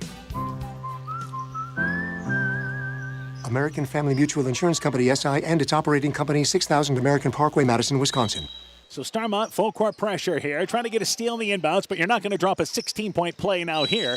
Inbounds to Kirby, and there is a jump ball that is tied by Starmont there. Baumgartner and Mess play tying up the ball, and it goes to Starmont on the turnover. Good aggressiveness by the Stars trying to get that jump ball instead of just reaching and grabbing. They get the turnover. They're going to get the ball underneath their own hoop on the left side. And you wonder, well, why are we taking time out? Why are they pressing? Because again, you may need this Saturday night. Inbounds left side, they set a screen for Baumgartner on the wing. 15-footer rolls in and out. Fenton got the rebound, but the putback is stripped out of there. And Kirby fouled by Baumgartner. She comes into the offensive end with 16.8 seconds to go here in our fourth quarter. It is, again, Parents' Night here. They'll do that in between the ball games, but we will have, during the in-between games, we'll have our Chalk Talk for the boys game coming up here tonight. And at the free throw line here is Kirby trying to finish things off. Free throw on its way there. It is good, 52-35. So Edco, I think maybe this is can be a good thing that you had to struggle through this. A good wake-up call that, we got to play 4 solid quarters. We can't take a quarter off, and get against good teams, bad teams, doesn't matter. You got to play hard. Second free throw, no good. Mess play quickly back into the offensive end. Rebound pulled down there by Anita Vasky on the right side and is fouled as she caught the air ball on the right side and is fouled and will go to the free throw line for 2 with 7.8 seconds to go. So Edco is going to improve to 8-13, finishing 4-10 in this side of the Tri-Rivers. 3 Tri-Rivers teams ranked in the top 15 in the final 1A poll as that free throw rattles in and out by Anita Vasky. She'll have another opportunity. Springville and North Lynn and East Buchanan. Springville now 3, North Lynn at 6, and then East Buchanan now 14. 14th, so 3 really quality teams. Free throw banks it long, no good, and the rebound pulled down by Vasky, who loses it in the lane, and we've got a jump ball with 4.1 seconds to go. Inbounds to Edco here, and let's see if Starmont decides to let him inbounds the basketball and move on to Parents' Night tonight. I don't think they're going to, Dan. I think they're going to continue with the pressure and try to get one more opportunity. And with 4.1 seconds to go, Ella Alvis gets it inbounds there. And holding the basketball is time. The officials are going to tuck the whistle, and the game comes to an end. Edco was in control, had a 24-point lead at the half. It grew to as much as 26. The Stars chipped away. They did get back within 13, made a game of it. But Edco keeps them at a distance. 52-35, that's the final score. Again, the Vikings 8-13, 4-10 in the conference. Starmont drops to 1-20, 0-14 in the conference. We'll take a break. When we return, we'll have the Chalk Talk for the boys game and our game stats from the girls game coming up. You're listening to high school basketball from KCTN, Garnavillo, Elkader, Iowa. Looking for a checking account with no monthly requirements or service charge? People's State Bank's new redesigned People's Checking Account is just what you're looking for.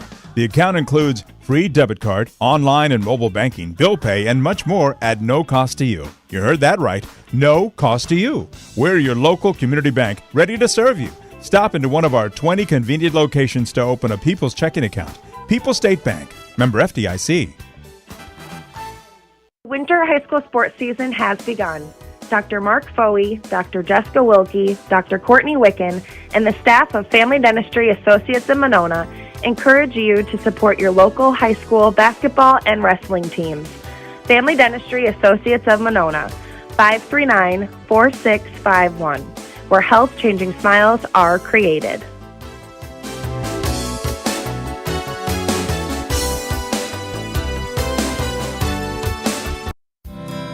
We know that potential is greatly enhanced through hard work and dedication. At Viafield Cooperatives, we promise to provide innovative products and dependable service to help you meet and exceed your potential. From agronomy to energy, grain to feed, Viafield is excited to provide growing opportunities for both producers and consumers at 18 locations throughout northern Iowa and southern Minnesota. Want to learn more about Viafield? Go to viafield.com. Viafield is a proud supporter of our local student athletes. When in Guttenberg, stop into Sode's Green Acre Country Market and Cafe. Sode's can make you lunch as you browse their gift shop. We have a great selection of spirits, wine, and craft beers along with a gourmet food section. Looking to shop local? We have a great selection of Iowa-made items, handcrafted soaps, candles, honey, and syrup. We also have jewelry, books, toys, home decor, and so much more. Find us on Facebook to find out more because Sode's Green Acre in Guttenberg, Iowa is more than just a store. It's time now for the Viking Stars boys game.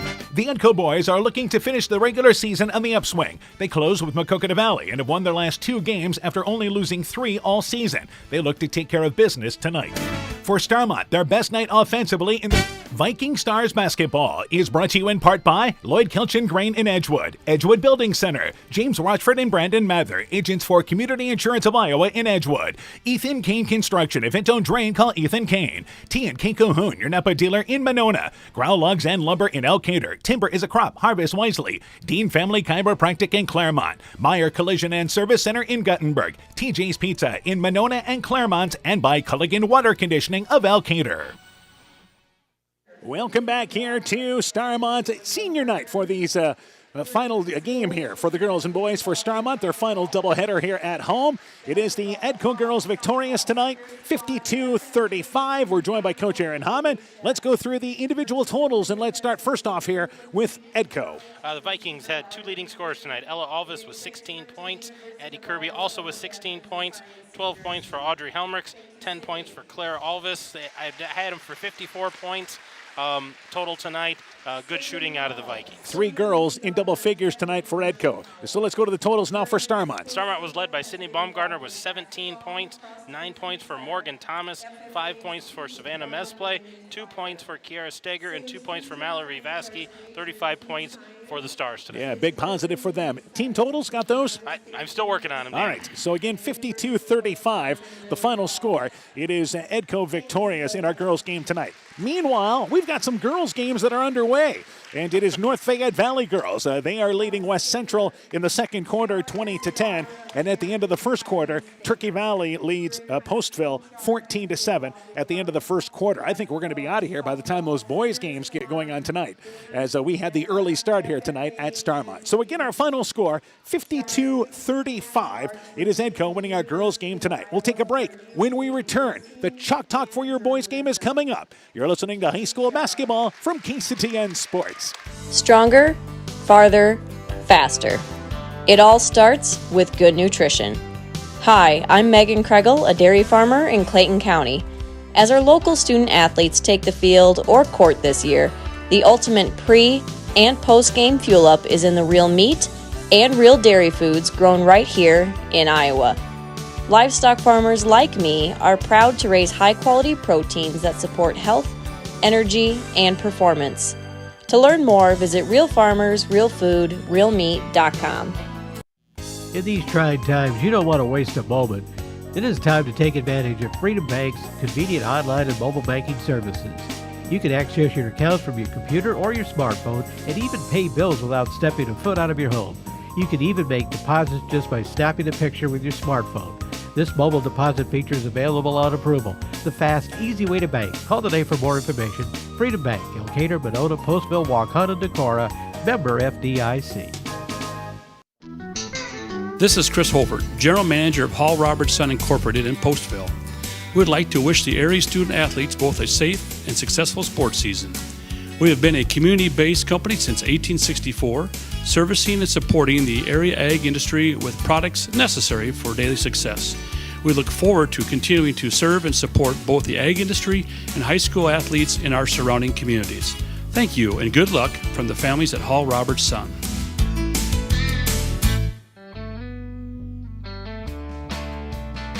Your hometown dealer, no matter where your hometown may be. Hi, it's Forrest Brown with the Browns family of dealerships. We get people driving to our dealerships from many different towns, counties, even states to make Browns their hometown dealer. We have 4 convenient locations in Guttenberg, Elkader, West Branch, and Victory Ford in Dyersville. Check us out online at 4browns.com. It's time now for the Viking Stars boys game. The Edco boys are looking to finish the regular season on the upswing. They close with Maquoketa Valley and have won their last 2 games after only losing 3 all season. They look to take care of business tonight. For Starmont, their best night offensively in the game against Maquoketa Valley on Tuesday. It's a step forward for a young team that looks to keep on improving. They look to continue to look for positives. It's time now for game number 2 with Edco and Starmont. The Chalk Talk for the boys game next. Top Gun Collision Center knows hunting season is over, but the deer still have a lot of tags to fill. If you've been tagged by anything, pull into the stoplight at Top Gun. That's it. Bob and his technicians have over 35 years experience and will handle everything. We write the estimate, take photos, and follow the factory engineered repaired procedures to fix your vehicle quickly and, most important, safely. We also have free loaners or rental vehicles. While you're there, ask Bob about his community and veteran discount program. Call Bob at 563-964-9899. That's 563-964-9899. This is Brad Cranberry, certified athletic trainer at Veterans Memorial Hospital for the past 27 years. I love taking care of all my local patients and meeting new people from outside the community and working with both younger and older patients. VMH has been a pillar for Elmwood County, and I hope that our work here will continue to support this great facility. We are withstanding the challenges and moving forward together. We'll be here caring for you right here at home for another 70 years. Exceptional caring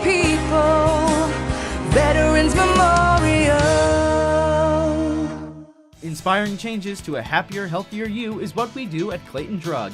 Your health affects every aspect of your life, and here at Clayton Drug, we are committed to helping you achieve the highest quality of life possible. We deliver a range of services with options to meet your individual needs.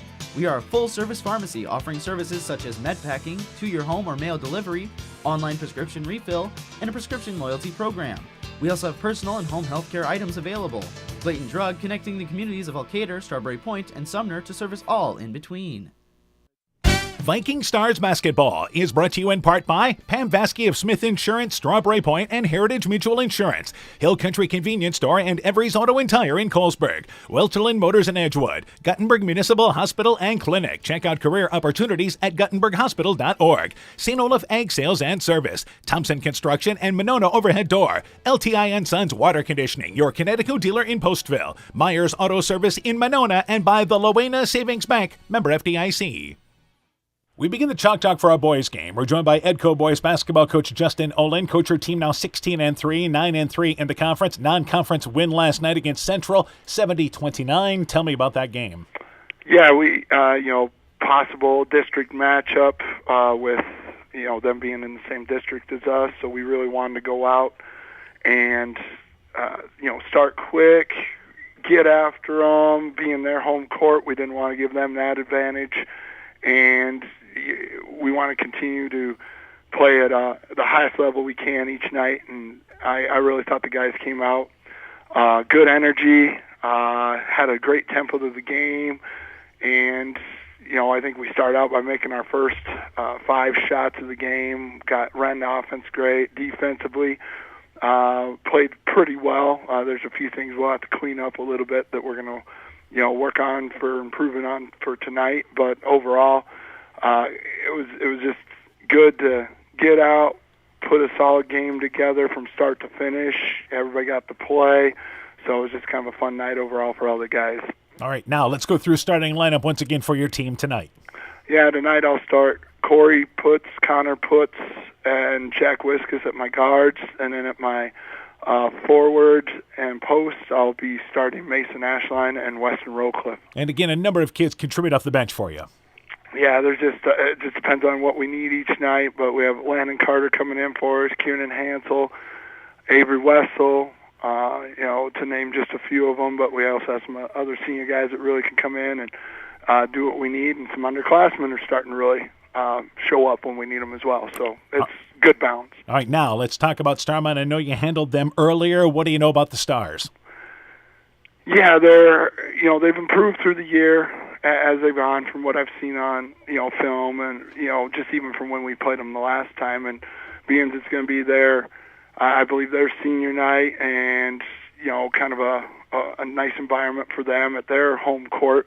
We're treating every game as a postseason game now. We're especially going on the road, kind of a rivalry type game, and really wanting to come out and establish our defense early on, and try to get a real good rhythm offensively.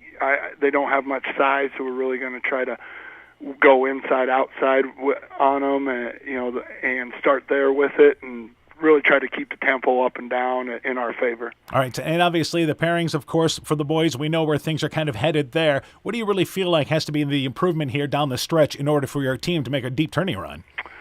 Yeah, we just got to clean up some turnovers. We're trying to make the right plays. It's just a matter of just a little tiny thing of like the angle being a little bit better. Making sure sometimes we get in a span where, we can shoot the ball decently, but instead of working the ball, working that inside-outside where we really truly have an advantage with our post play, we're shooting swings instead of going inside-outside. We just shoot so much better once it goes in and comes back out to us. So just being a little more disciplined on those things, and then just continuing to crank up the defense, making sure that, when we are flying all over the place, we're tough to beat on that end, and we can really challenge about anybody. And if we hang our head on the defensive end, defense is going to travel no matter where we go. So we're really going to continue to try to clean that up, and just rebounding is huge. Got to limit teams to one shot, especially great teams. If you don't, it's just going to punish you for playing good defense and then not finishing that possession with a board. So we're going to really look at cleaning that up here and continuing to keep the tempo. I think the tempo is going to be huge, especially on our side of the district. All right, Coach. Good luck to you in the ball game. We look forward to talking to you afterwards tonight. Sounds good. Thanks, Dan. Edco basketball coach Justin Olin on his Viking program. Chalk Talk continues after this.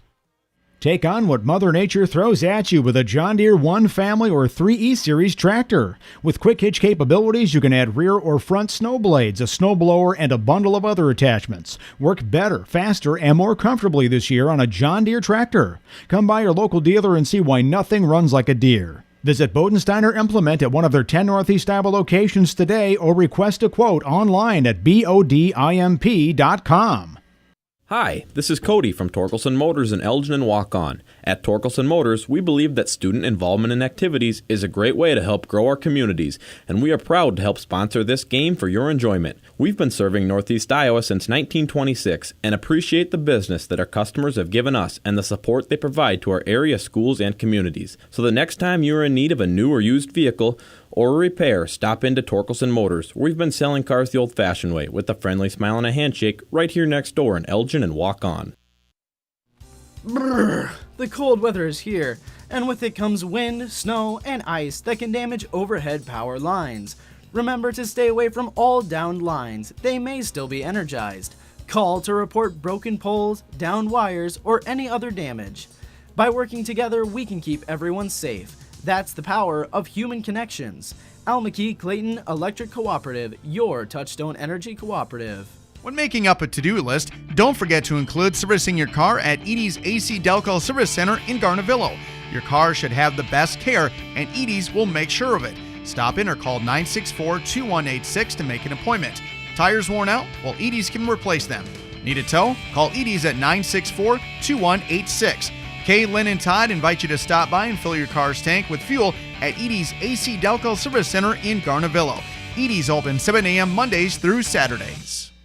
Alpine Communications believes connected communities become thriving communities. We are the local telephone company that became a 21st century communications provider. Alpine provides internet, television, cellular, security, and telephone too. We promise personal, timely, reliable service from people who live here. When you choose us, we all thrive. Connect with Alpine Communications today. Click alpinecom.net or call 563-245-4000. Viking Stars basketball is brought to you in part by Silver Edge Cooperative in Edgewood, Strawberry Point, and Delhi. Citizen State Bank of Monticello, Hopkinton, Ryan, Manchester, Winthrop, Strawberry Point, and New Vienna. Member FDIC and Equal Housing Lender. Blooms Flowers, Gifts, and more in Edgewood. Norby's Farm Fleet in Northeast Iowa. Carr Auto Group. Fisk Farm and Home in Monona, Cresco, and Decorah. Quillen's Quality Food, serving Northeast Iowa. Clayton County Recycling of Monona. And RGK Portable Building, serving Northeast Iowa and Southwest Wisconsin. We continue the Chalk Talk for our boys game. We're joined by Starmont boys basketball coach Todd Beatty. Coach, your team dropping that decision earlier this week to Maquoketa Valley, 62-44. Tell me about that game. Well, we played an actually really good first half. We had a few key turnovers there that didn't go our way. So, but where we pretty much lost the game was probably the third quarter. I can't remember what they put up that quarter, but yeah, that's pretty much where it went south. Sure. I would say. But the good news is it was a better night for your team offensively. What was the difference there offensively? Well, we had one kid that scored 19 points, Keegan McTaggart, and that definitely was a huge help. He had quite a few 3-pointers. So yeah, we actually put the ball in the hoop, which we really haven't done. I mean, that's the only second time that we've scored over 40 points. So the last time was against West Central, which was a long, long time ago. So yeah, so certainly some positive there. All right, let's go. Let's go through starting lineup for your team tonight. Yeah. So we'll have Isaac Mead, Garrett Waterhouse, Isaiah Maker, Keegan McTaggart, and Sawyer Beatty. And some of the kids off the bench for you then. Off the bench, Maddox Baskey, Ashton Kramer, Logan Gates, Kyle Sherman, and Nicholas Wilfong. All right, now turning our attention to Edco. I know you know them quite well. Dropped a decision to them earlier. What do you know about the Vikings? Well, the Vikings are this year a really solid team. Obviously, they got a 1 seed this year in our playoff district. So, yeah, they're long. They can put the ball in the hoop. They can bring the pressure. They're just a solid team this year. So. All right, now what do you see as keys in the ball game for your team? What do you want to see out of your team tonight? What I want to see at our team is just solid effort. Same thing that we put out there on Tuesday, and attacking the basket. We're going to go at them a little bit tonight. So that's all I'm asking for them, to show a little grit. Yeah, and I think, again, we see the schedule here, and you guys are going to play East Buchanan yet, and you play Central in the opening round of the tournament there. But I think it's important for you guys to continue to take steps forward. Oh yeah, I mean, I don't really, to be of course I'd love to get wins, but as a coach, we always focus on the postseason. So that as long as we're peaking at the right time, that's all I care about. All right, all right, Coach. Good luck to you in the ball game. We look forward to talking to you afterwards.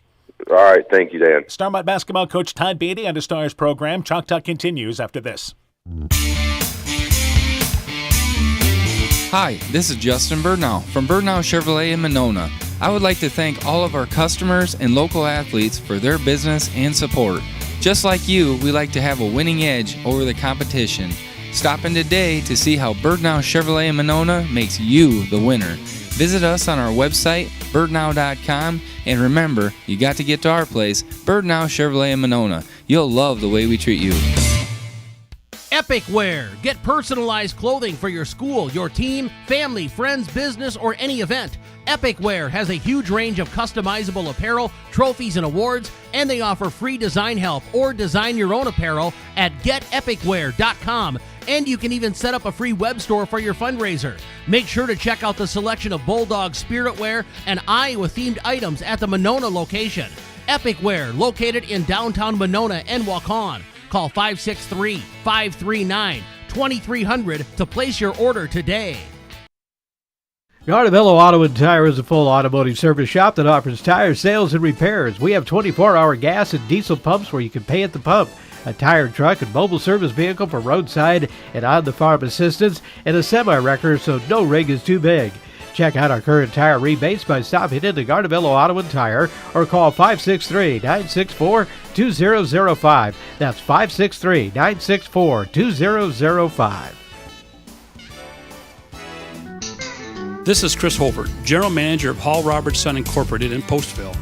We would like to wish the area student athletes both a safe and successful sports season. We have been a community-based company since 1864, servicing and supporting the area ag industry with products necessary for daily success. We look forward to continuing to serve and support both the ag industry and high school athletes in our surrounding communities. Thank you and good luck from the families at Hall Robertson. Broadband is more important and versatile than ever, and you no longer need a home phone to utilize Neat's fiber broadband service. Freedom plans are now available to all subscribers on Neat's fiber network in and around Farmersburg, Luena, Monona, Postville, and St. Olaf. With speeds up to 250 meg, Neat's managed Wi-Fi is also included at no additional cost. Call today for more information on Neat's new Freedom plans and enjoy reliable, super-fast broadband internet service from Neat. Call us at 539-2122 today to discuss which Freedom plan is best for you. Neat, connecting you now. Welcome back once again here to Starmont. Welcome back for game number 2 with the Vikings and the Stars. Our girls' final tonight, 52-35. It is the Edco girls victorious over Starmont. Also in girls basketball, North Fayette Valley leads.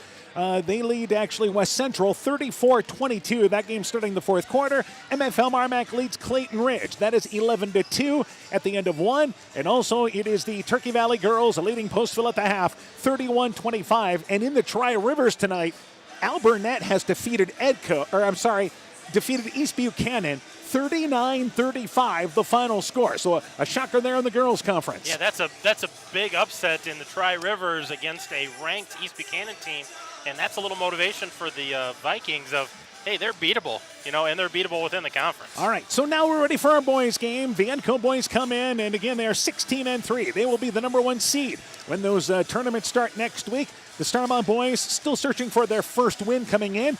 Let's start with Edco here, heavily favored in this ball game tonight. They are, but I think they need to play their game. We talked about that a little earlier. Play your game, stay clean on defense. Don't reach, don't grab, just do what you do defensively. And I think for both of these teams, hitting open shots is going to be important. Now for the Stars, they got to slow this down and take care of the basketball. I think they need value that possession, keep the ball out of the Vikings' hands, keep it a low-scoring game. Yeah, they don't want it to be up and down the court. An Edco team that ran by them in the first matchup we did, 95-35 was the final score of that ball game.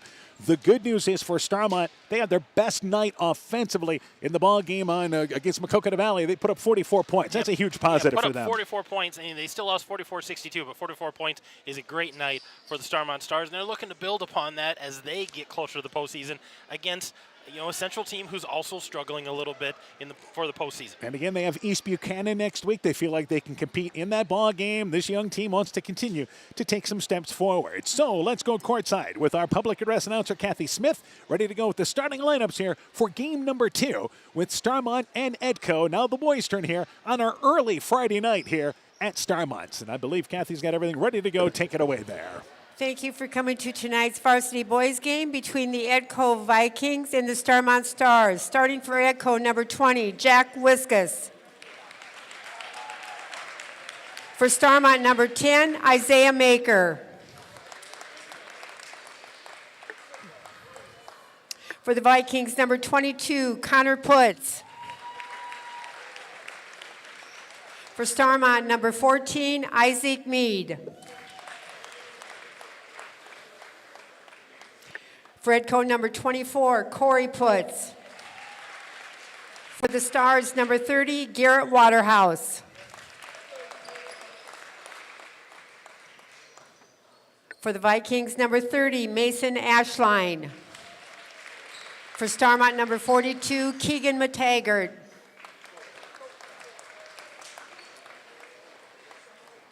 And for the Vikings, number 42, Weston Rokloff. And for the Stars, number 44, Sawyer Beatty.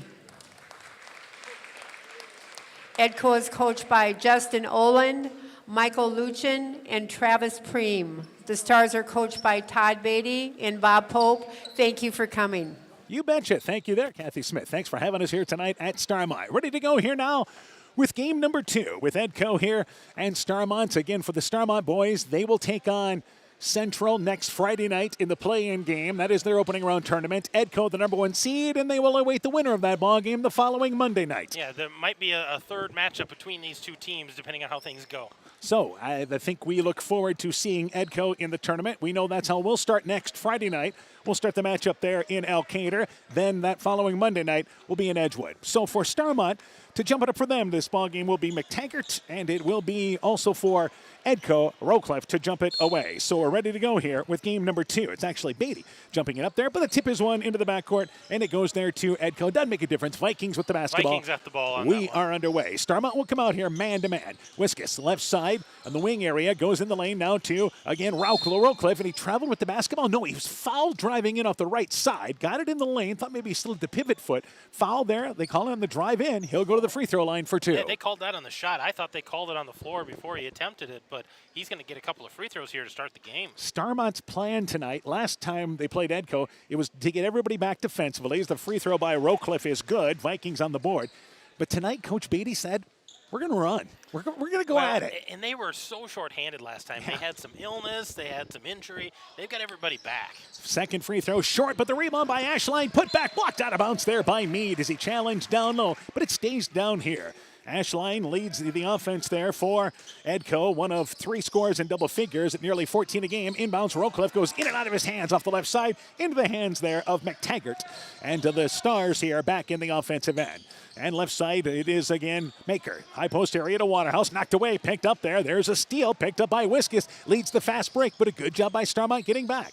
Left side, that's Connor Putz. Stops at the left block. Free throw line to Corey. Twin brother, jump shot from the free throw line, good. 3-zip, Vikings in the lead, and here's the pressure. Yeah, here comes their pressure. They're full court. They're going to try to get steals and runouts. Waterhouse goes back to Mead. And they push it sideline area there to Beatty, and he loses it at center court out of bounds. The Stars turn it over this trip down the court. Well, and we talk about steals and we talk about runouts. But you also have to realize those types of plays, those overthrows, those passes to somebody in the stands, Edco's fine with that because they get the turnover, they get the ball back. Edco, a team that defensively, as good as you're going to see, what has hurt them from time to time is maybe an offensive lull here or there.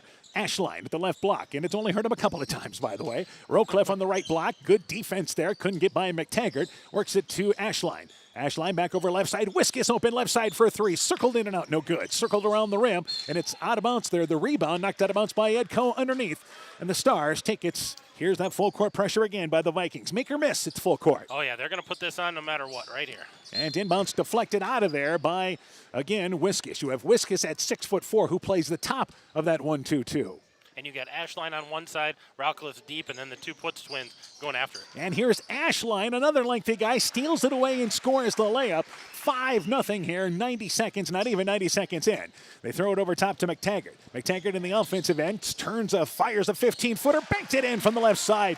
McTaggart, who had a couple of threes against Mac Valley the other night, scores the first basket for the Stars. And that's a big spark for them, getting him involved early in the offense. And here's Connor Putz at the free throw line, spins to the basket, little one-handed runner, it is up, it is in, basket, good. They're going to call the foul on the floor? They're going to call that one on the floor. I'm confused. Earlier, I didn't think he had the shot off, but they gave him two.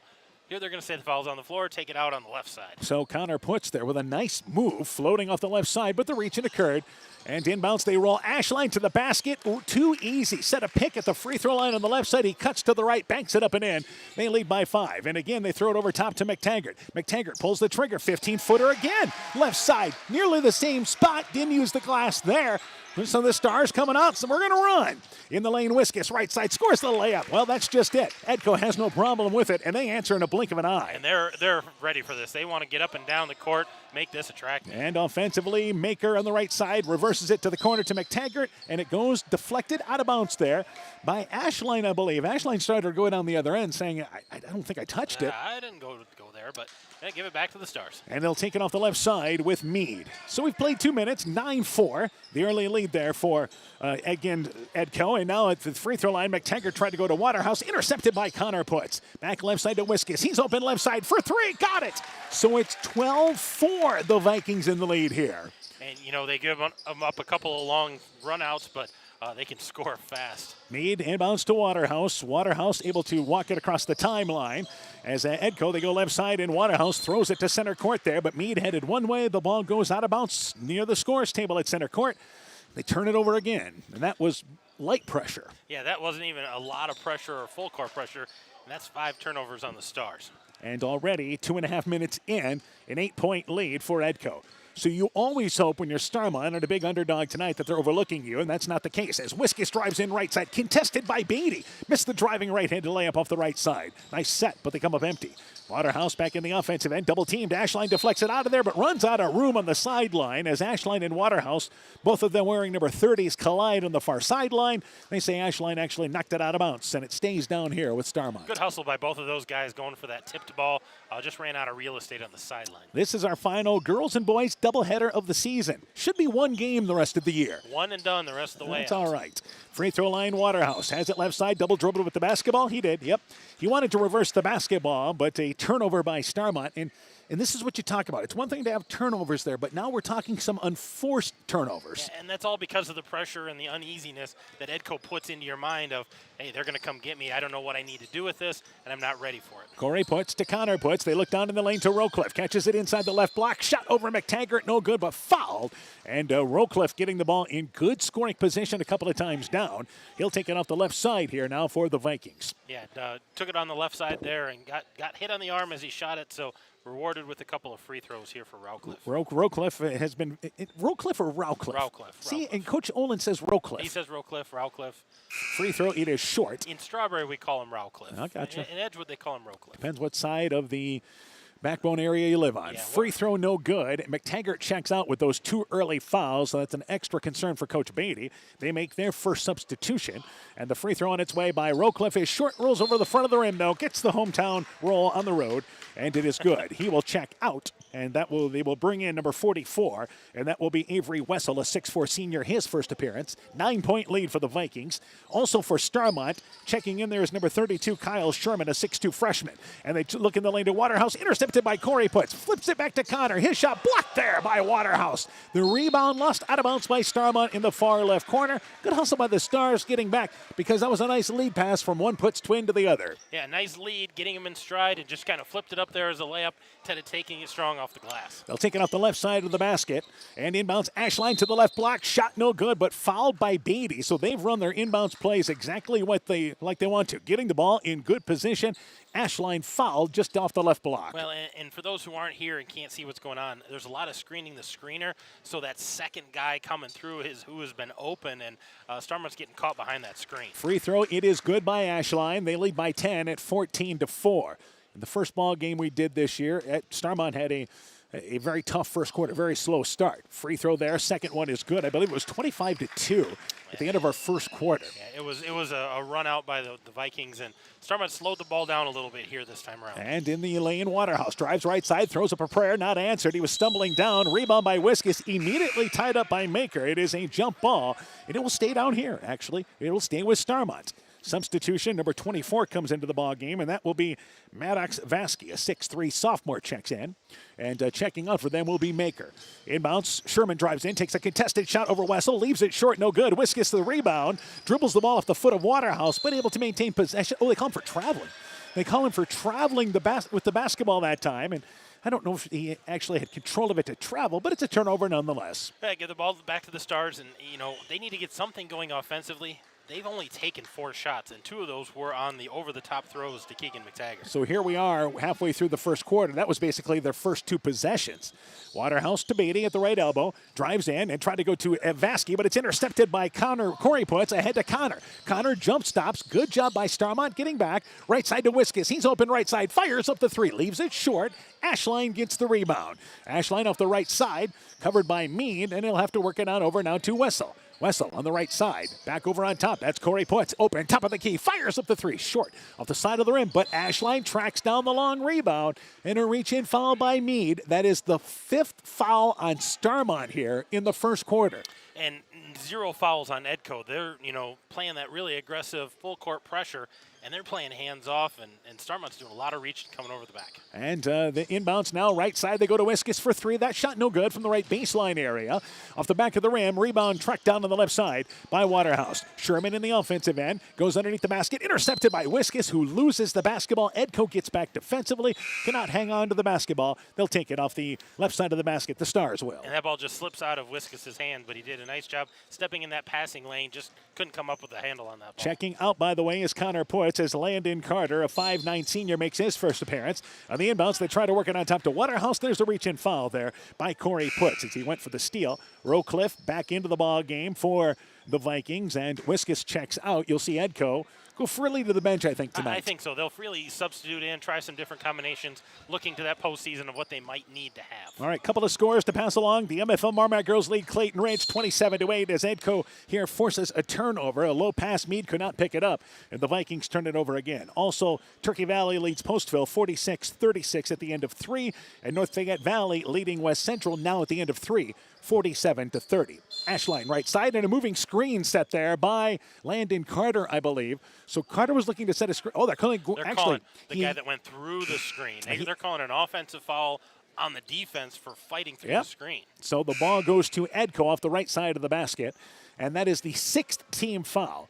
Maker checks out, Meade checks out, along with Beatty. Maker comes back into the ball game. Also in there is number 12, and that is Nick Wilfong. Meanwhile, Edco runs another inbounds play. Screen the screener and wide open again, right under the hoop, point blank. They're living with that out-of-bounds play. Basket goes to Rowcliffe. And it's now 17-4. And here is at the high post, Vasky trying to go underneath, and the ball overshot as he had it at the free throw line, trying to go left side, and they turn it over again. So 17-4 is our score. Edco in the lead and in midst of one of their runs right now. Carter has it right side, and in the lane now to Rowcliffe. A double team, feeds it left side. Wessel wide open, uses the left hand, banks it up and in from the left side. Nice ball passing there from the along the baseline. Interior pass from post to post. good awareness of that double team coming. One thing, this Edco team is a very good passing team. And Vasky at the free throw line, knocked away there. The pass by Corey Puts, picked up underneath the basket by Ashline. And the Vikings back offensively now. Rowcliffe trying to post up his man. Spins, pulls up, 8-footer, middle of the lane, rolls flat off the rim. It is no good. And the rebound cleared out of there by Sherman for Starmont. Good post-up move.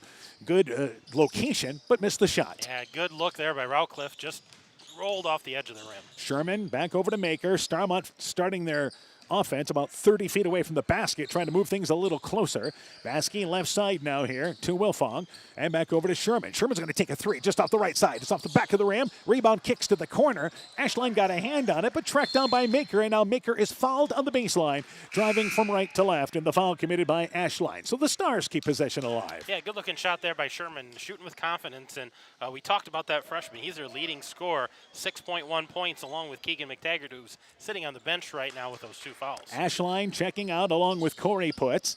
Wiskus back in there along with Connor Puts. Meanwhile, Maker loses the basketball, driving in the lane. There's the guards, picked up by Wiskus, who tries to lead Rowcliffe, but intercepted by Waterhouse, getting back defensively. 90 seconds left in the first quarter. 19-4. It is Edco in the lead. Free throw line, right side now to Maker. They're looking for Vasky. Maker stops the dribble, tried to bounce it off a leg of a defender, and it ends up in his hands after he was kicked by Wiskus right back to him off the leg of Wiskus, and then a reach-in foul committed by Edco. So Starmont somehow maintains possession. And that foul is going to go against Connor Puts, so I don't know if he grabbed an arm on that entry pass or maybe got a piece of him after he threw that ball. And that is the third foul committed on Edco, first on Connor Puts. It mounts to Sherman, trying to go in the lane, and Wiskus again a hand in there. Every pass in the lane being contested by the Vikings right now. Yeah, a lot of hands, a lot of movement, a lot of activity, passing guys off. This is a very active 2-3 zone. And Vasky takes it out of bounds and goes back out on top here to Waterhouse by the volleyball line. And right side to Sherman. Sherman has it knocked away by Connor Puts. Loose ball in the court, finally picked up there by Connor Puts. They force another turnover. And a good job there by the guard for the Vikings, maintaining possession. Connor Puts drives right side, cut off on the baseline, goes to the wing to Landon Carter. Carter back left wing now to Wiskus. Wiskus on the left wing area, down to Rowcliffe. Rowcliffe reverses it to Carter. Little runner from the right side up and in. You see him obviously paying respects. Points to him going down the court. Nice interior pass again by Weston Rowcliffe. Just recognizing again, he was kind of covered. Landon Carter streaking to the basket. Nice dish to him. 17-point lead right now here for Edco. Sherman drives along the baseline, gets his man by the baseline there, and Wessel scores the layup. And now, I believe we've got a timeout here. Let's see. Actually, we have an official stoppage of play real quick. And I think the coach at the bench was talking about something. The assistant coach can't call a timeout, so I don't know what the official was looking at because Coach Olin's on the other end of the bench talking to his guys. And he said, I don't want a timeout here. So the ball goes back there to Edco. But a nice move by that freshman Sherman. He was strong in the ball game over there in Edgewood. Left side, they go down in the lane to Wessel on the left block. Takes a step back. 8-foot jump shot. It is good. Avery Wessel creating a little spacing. Yeah, nice spark for them off the bench. Avery Wessel with 4 points. We're down to 15 seconds left here in our first quarter. They try to go in the lane to Sherman, and again, there's the hands. Connor Puts steals it away, and here's the Stars on defense, but they go right side. Rowcliffe drives in, uncontested, scores the layup, and that's how the first quarter is going to come to an end. The Vikings not taking Starmont lightly. 25-6. They're in the lead at the end of one. You're listening to high school basketball from KCTN Sports. Wilkie's in Elkader is Iowa's oldest family-owned grocery store. You'll find Wilkie's 2 blocks south of the Keystone Bridge in historic downtown Elkader. Stop in and enroll for a Wilkie's reward card and receive points every time you shop. Then log on to their website at wilkiesgrocery.com to view the weekly specials, check out your reward points, make out a shopping list, and more. Wilkie's in Elkader, open Monday through Saturday from 8 a.m. till 8 p.m. Viking Stars basketball is brought to you in part by Northeast Iowa Subdrains in Strawberry Point, J&J Land Solutions in Edgewood, Rivals Inc. Custom Gear, Screen Printing, Embroidery, and online shopping at rivalsinc.com, Farmer Savings Bank of Colesburg, Elkport Garber, Strawberry Point, and Arlington, member FDIC, Bruins and James Insurance, your Grinnell Mutual agent in Monona, Bacon Concrete in Postville, Furniture Showcase in Allwine, Lighting Showroom, Flooring, Furniture, and Window Treatments, and Outdoor Creations, your Floral, Landscape, and Garden Center in Monona. 25-6, Edco in the lead, and they've just kind of gradually pulled away here in the first quarter. It's not like they scored, a 10, 12-point run in about 40 seconds. And it hasn't been a bunch of runouts. So they start the second quarter. A set screen for Wiskus. Deep right corner for three. Shot is no good. Rebound pulled down by number 54, and that is Price Rochford, a 5'8 freshman. Starting here this second quarter. So you have Wiskus along with Connor Putz, Corey Putz, Ashline. So 4 of the 5 starters out there for Edco. And Price Rochford back out on top here. So for Starmont, Vasky, Sherman, Wilfong out there, also along with Maker and Waterhouse. They continue to play 2-3 zone. And 30 seconds into our second quarter, Edco just starting to kind of get into their offense. Ashline, baseline, flips it back to Corey Putz. Kicks it in the corner. That's Connor Putz. Deep left corner for three. Got it. They lead by 22 right now. Connor Putz, by the way, probably needs to shoot the ball more. Shooting over 35% from the three-point line. Offensively, Waterhouse kicks it in the corner to Sherman. He's trying to answer. 19-footer along the baseline. They give him 3. Got it. Foot was on the line. Give him 3 anyway. Yeah, they give him all 3. No worries there. And back over right side to Wiskus. On top to Corey Putz. Left side to Connor. In the lane. Good ball movement here by the Vikings. Left wing area as they go to Connor Putz. Left side to Price Rochford. Rochford back out on top. So our second quarter just underway. Vikings lead by 19. And Corey Putz on the right block. Covered. Goes back on top to Connor. And Rochford, deep right corner on the right wing. Nothing doing there. So they're having to work this trip down. Left side, whirling to the basket there is Connor Putz. Corey got it on the block. Connor cuts down the middle of the lane, scores the layup. Yeah, nice assist from the short corner there. They finally found a hole in that zone and cutting to the basket. Nice give and go there. And Maker has it right side now to Wilfong. So our second quarter just underway. Maker starts the second quarter and has it left side against the 2-3 zone for Edco. But again, they trap at the top. Driving in, Wilfong throws up a one-hander, leaves it short. Waterhouse the rebound. Saves it back to Wilfong, stripped out of there by Wiskus. Loose ball picked up there by the Vikings. Wiskus, nice feed to Rochford, who misses the driving right-handed layup. Had the lead there, maybe caught it a little further away than what he wanted to. A little deep, but tried to get it up off the glass and just a little strong, rolled over the front of the rim there. Would have been the first varsity points. And here in driving in the lane, Waterhouse, tough shot, a lot of traffic. Blocked there by Wiskus and missed the short jump shot there. And here is Corey Putz, drives in, swoops by the defender, scores the layup. Biggest lead of the night by the Vikings right now at 32-9. Nice little Euro step, and Putz just kind of weaves his way through the defense, gets the layup, and they hustle back here, play a little half-court defense. And a little quickening up there of the offense by Edco. Wilfong has it right side. Back out on top, throws it into the backcourt there to Maker. It's tracked down by Connor Putz. Good hustle, who loses his footing, and his feet slide out of bounds at the end of the Starmont bench, out of bounds. And the ball goes back there to the Stars. They were going to get it one way or the other. Yeah, that it's was worst case scenario. That's just a hustle play. He's like, they're not going to go for it. I'll go for it. Loses his footing, goes out of bounds there. Give the ball back to the Stars. And with the 5:18 to go in our second quarter, it is 32-9. Edco in the lead. Waterhouse kind of takes over the point guard duties here as Beatty comes back into the game for the Stars as Sherman has it left side. Again, Edco, good defense by Rochford. Also into the game for Starmont is number 2 in Ashton Kramer. And as Kramer tries to go on top to Sherman, deflected out of bounds by the Vikings, but actually last touch there by the Stars. Yeah, I think they just forced a bad angle there, and that ball just kind of trickled out of bounds. Another turnover against the Stars. They're piling up there at 16 turnovers. Rochford, Connor Putz, Ashline all check out. Landon Carter back in along with Rowcliffe, and also Wessel back in there. Again, they're substituting freely. Edco, of course, played last night as they have it left side.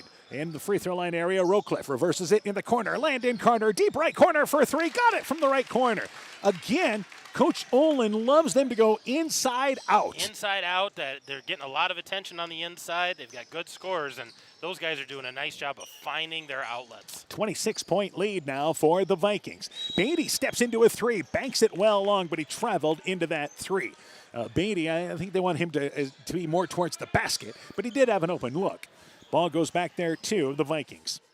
Another substitution for the Stars. Logan Gates makes his first appearance for the Stars. And Gates is a 6'4 sophomore. And left side now, here's Wiskus open, deep left corner for 3. Short, rolls off the rim. Rebound deflected, out of bounds there, off the hands of Rowcliffe. And it goes back there to the Stars. Gates, if you remember, hit some three-pointers in that ball game over at Edco. He did hit a couple deep ones too. Yeah. He pulled up from anywhere and hit a couple of big shots. Had three-pointers, I believe, in that ball game. 9 points for them. Halfway through the second quarter, Vikings lead by 26 right now. Waterhouse at the high post. Right side, Kramer steps into a three, leaves it short, grazed the side of the rim. And to the rebound to Corey Putz. Ahead to Rowcliffe. Rowcliffe drives in, gets a strong move to the basket, but leaves it short. Fouled by Kramer on the drive in. And Rowcliffe to the free throw line for 2. So the Bigs can run the court for Edco too. They run the court, they handle it well, and they go strong. Both Mason Ashline, Weston Rowcliffe, Avery Wessel as well, all go strong to the basket, not afraid of that contact, like to finish around the rim. And at the free throw line, here is Rowcliffe for 2. Free throw short. He'll get another opportunity. So Edco started the season with 13 seniors, and they still have 13 seniors, by the way. But now a couple of freshmen and a sophomore dressing as the season has, as the JV season winds to an end. JV season's wound down, so they want to bring a couple extra guys along because you lose 13 seniors, that's your varsity team. Somebody's got to know what's going on when you get to the postseason. Second free throw by Rowcliffe, it is good. So you see some of those kids playing tonight, maybe trying to get into the scoring column. And 36-9 here, Edco in the lead. Waterhouse, left side, and they work it with Gates. Gates in the corner to Beatty, reverses it right side to Sherman. Baseline, that right side is Sherman in the deep right corner, leaves the three short. That was good ball movement as Kramer actually kicked it into the corner to Sherman. And back in the offensive end is Edco. Landon Carter, Rowcliffe on the right block, spins, uses the left hand, up and in. Nice move in the middle of the lane. Shot. Wow. Just strong baby hook there. And now Starmont wants a timeout. 38-9. Vikings have taken control. Let's take this break.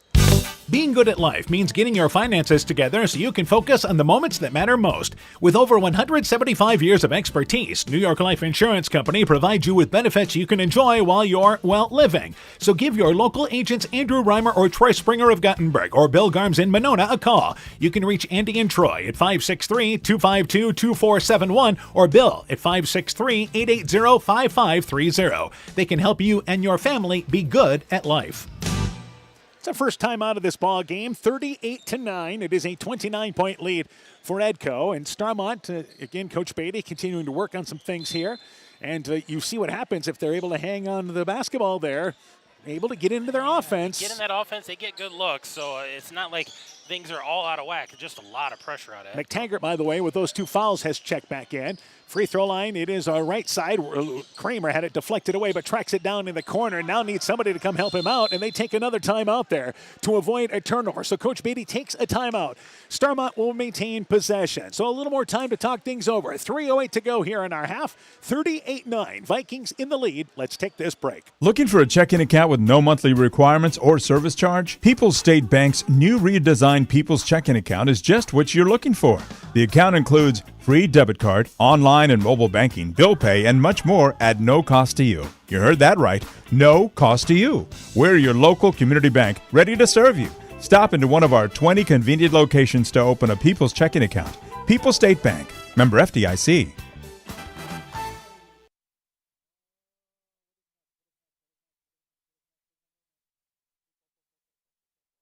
It's time now for the Viking Stars boys game. Viking Stars basketball is brought to you in part by Lloyd Kilchin Grain in Edgewood, Edgewood Building Center, James Rochford and Brandon Mather, agents for Community Insurance of Iowa in Edgewood, Ethan Kane Construction. If it don't drain, call Ethan Kane. T&K Cahoon, your Napa dealer in Monona, Growl Logs and Lumber in Elkader. Timber is a crop, harvest wisely. Dean Family Chiropractic in Claremont, Meyer Collision and Service Center in Guttenberg, TJ's Pizza in Monona and Claremont, and by Culligan Water Conditioning of Elkader.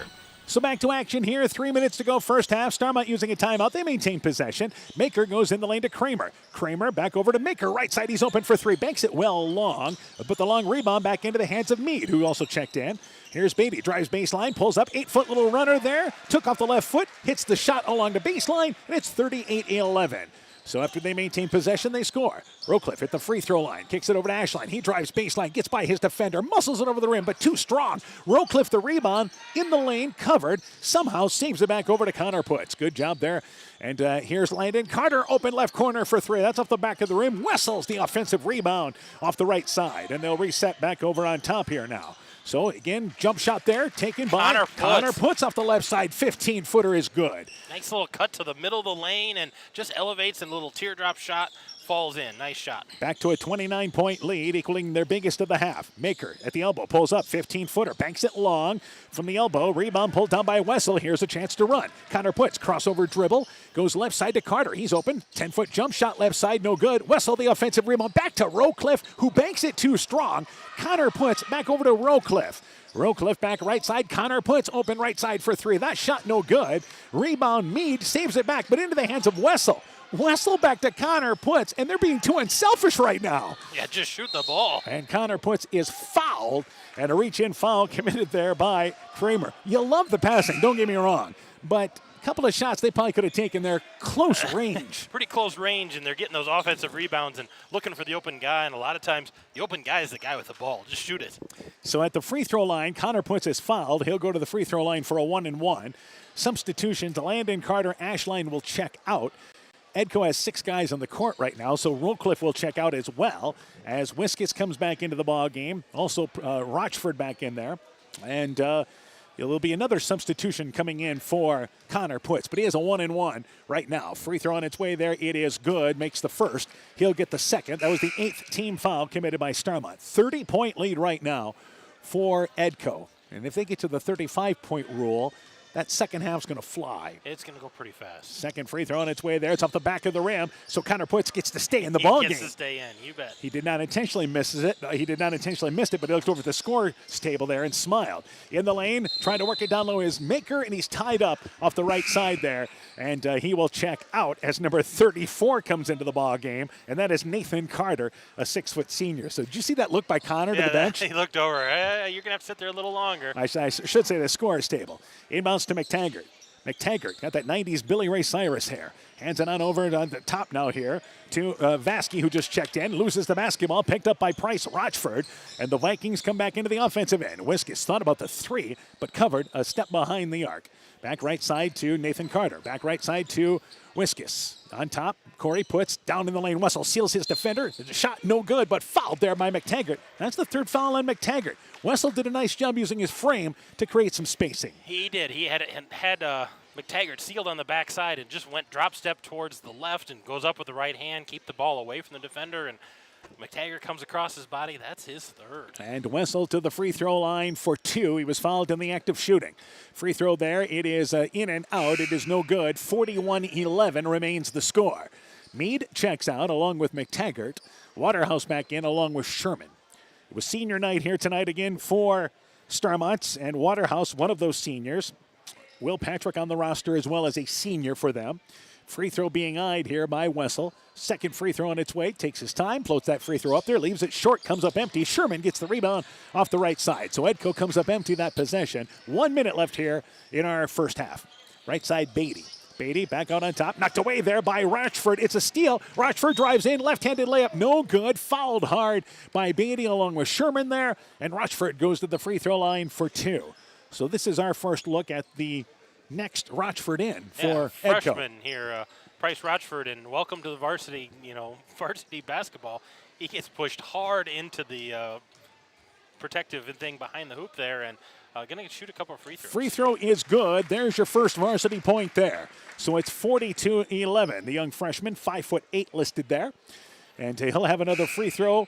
But beforehand, before we do, there will be a substitution. Wessel will check out as Landon Carter comes in for Edco. You will see a lot of subs. Correction there. It's that's actually Xander. That's Xander. Yeah, that's number 12. So one of the Carter triplets. Free throw there by Rochford. Leaves it short. Rebound picked up by Sherman. So 1 of 2. But Price Rochford has his first varsity point. 50 seconds and counting in our first half. Beatty, right side, on top to Sherman. Sherman, and he'll pull it back towards center court circle. And you see now here, again being pressured, loses the handle on the basketball, but able to reset. And they'll work it now left side with Vasky. Vasky baseline to Sherman. Another final. Turkey Valley girls have won 62-42 over Postville tonight. Meanwhile, on the left sideline, Starmont has the ball kicked out of bounds by Edco. It stays down here with the Stars. 35 seconds left in the half. Watching Price Rochford guard Sherman.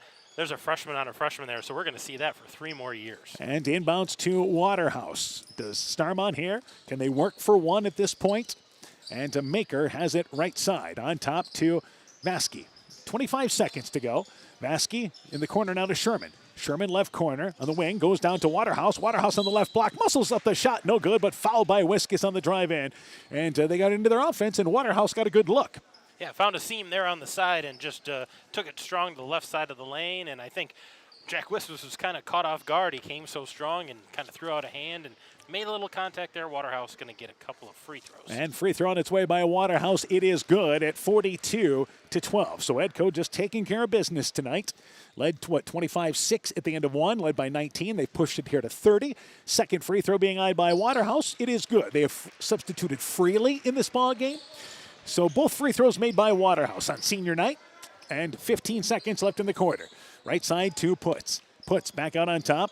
Rochford with it, left side to Nathan Carter. Puts it on the floor, in the lane there to Xander. Back over left side, Nathan Carter, deep left corner for three. That shot is short. Vasky gets the rebound, and that's how the first half comes to an end. Vikings in control, taking care of business. 42-13. Edco in the lead here at the half. When we return, first half stats and interviews from our girls game. Your halftime show is coming up. You're listening to high school basketball from KCTN Sports. Winter high school sports season has begun.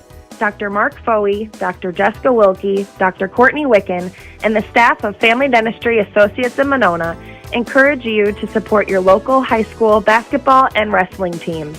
Family Dentistry Associates of Monona, 539-4651, where health-changing smiles are created.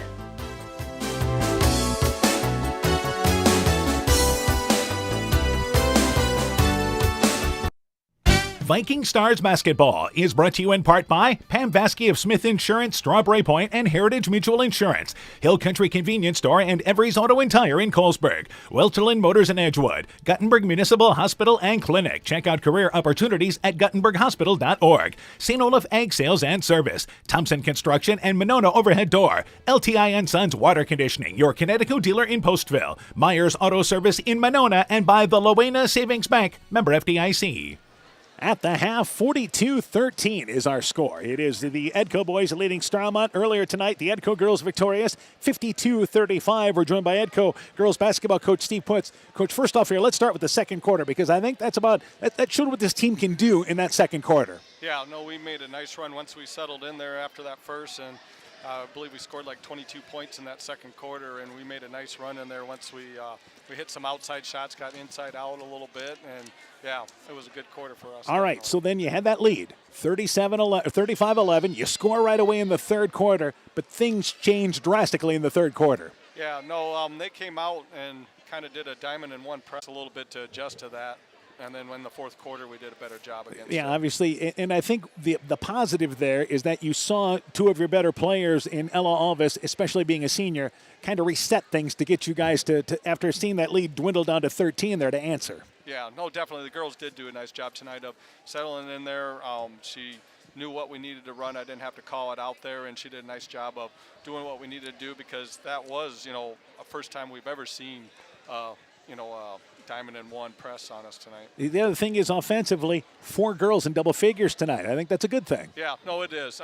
Claire Alvis did a nice job in the second half of the season. She really stepped in there in that starting position for me in the second half, and like I said, it just added another girl that could score in double figures for us. So instead of it being 3 girls every night out, it was almost now 4. So that is a definite plus for the team. Addie Kirby had 16 points in this ball game. Ella Alvis was 16. Audrey Helmerich had 12 points for you there, and Claire Alvis with 10 points as well. So it shows that you guys can do some things inside, outside. Kirby from the outside and Helmerich on the inside. Yeah, no, definitely. I mean, going forward here, being this last game of the season before district play, but just showing that we do have some scores coming back inside and outside play. So, yeah, I'm excited about it. All right, now East Buchanan. I mean, the regular season's done, and you guys have, I think, taken a good step forward here in year number 2. Had 2 wins last year. You're 8-13 coming in, and you face an East Buchanan team that's going to be coming off a loss, losing to Alburnett tonight. So you know them quite well. Yeah, no, we've seen them last year. So we played them, 3 times last year. This is going to be the 3rd time this year. So, I mean, yeah,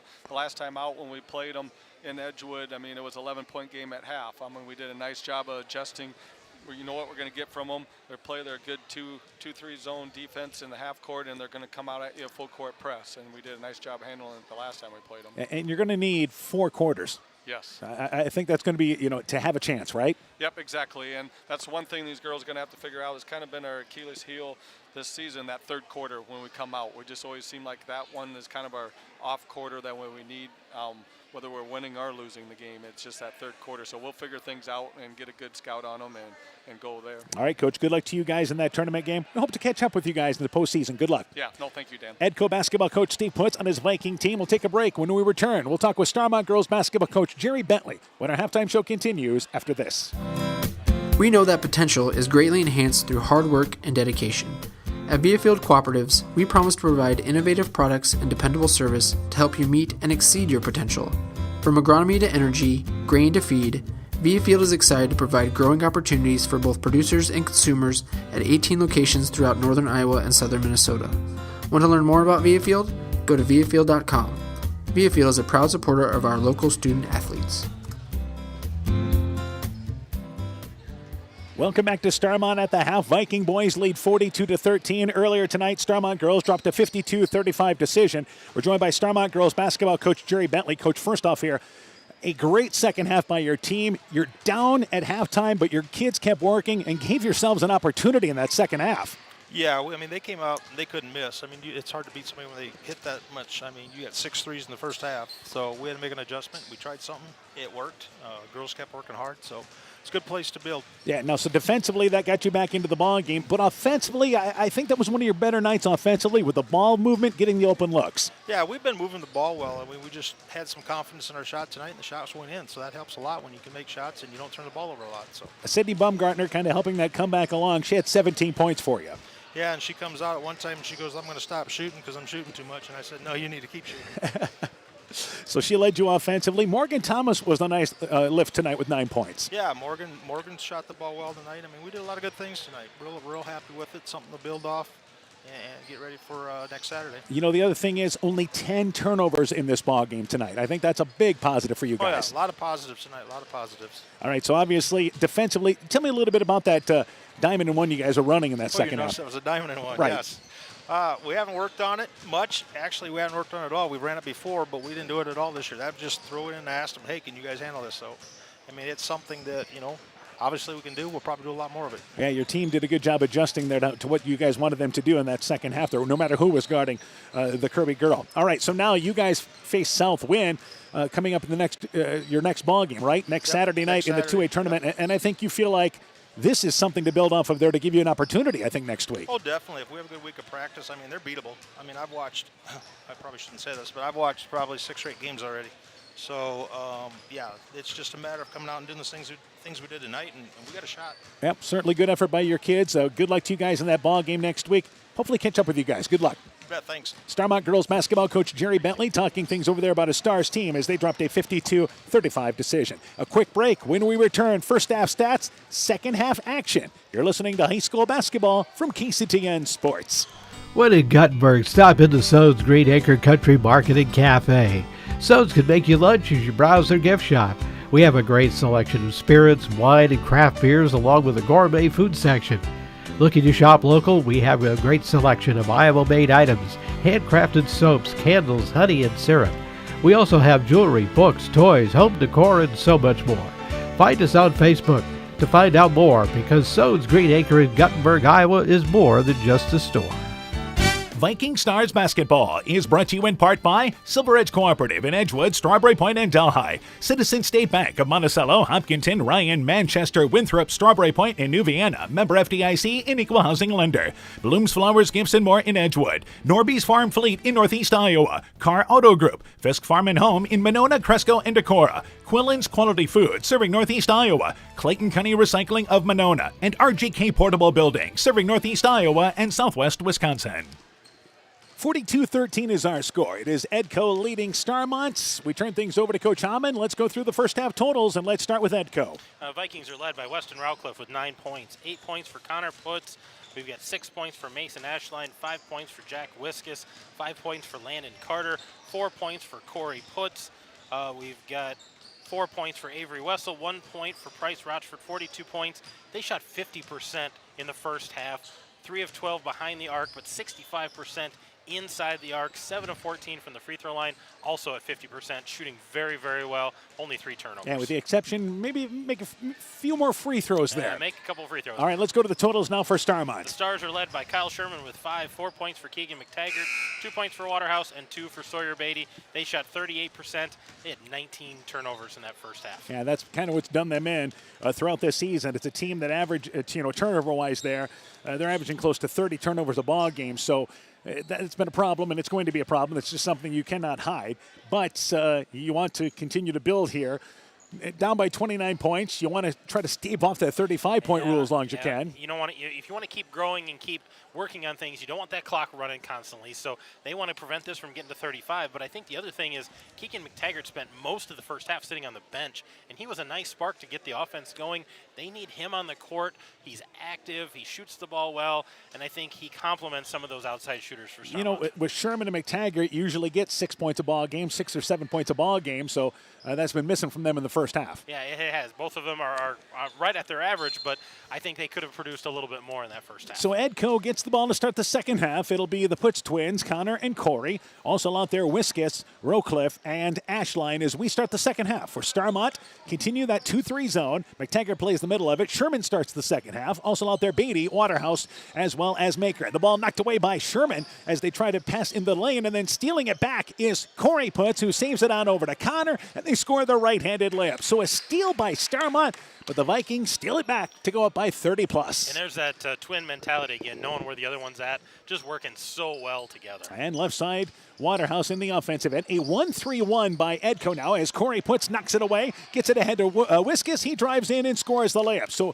Edco working on some things here that they're going to unveil as the postseason gets underway. Yeah, a little trap right in the middle of the lane there, trying to squeeze that ball on the outside and getting the steal. And in this 1-3-1, what makes it so different is Corey Putz, one of their guards, actually plays the middle. Beatty has it knocked away by Rowcliffe, picked up by Connor Putz, but he loses it. And there's Corey to pick it up, so the Putz twins converge on a steal.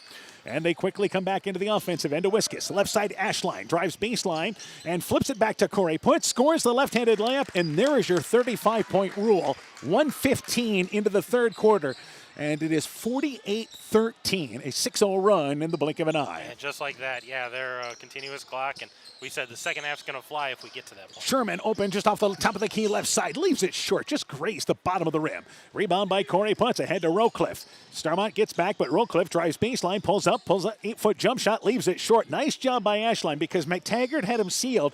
Ashline jumped up and stayed away. He had hands off, no body. He didn't want to get a stupid foul right in that situation. And left side to Sherman. McTaggart left side. He's going to fire up that three. Banks it long off the right side. Beatty gets the offensive rebound. Scores the putback on the right side. Nice offensive rebound on the weak side by Beatty.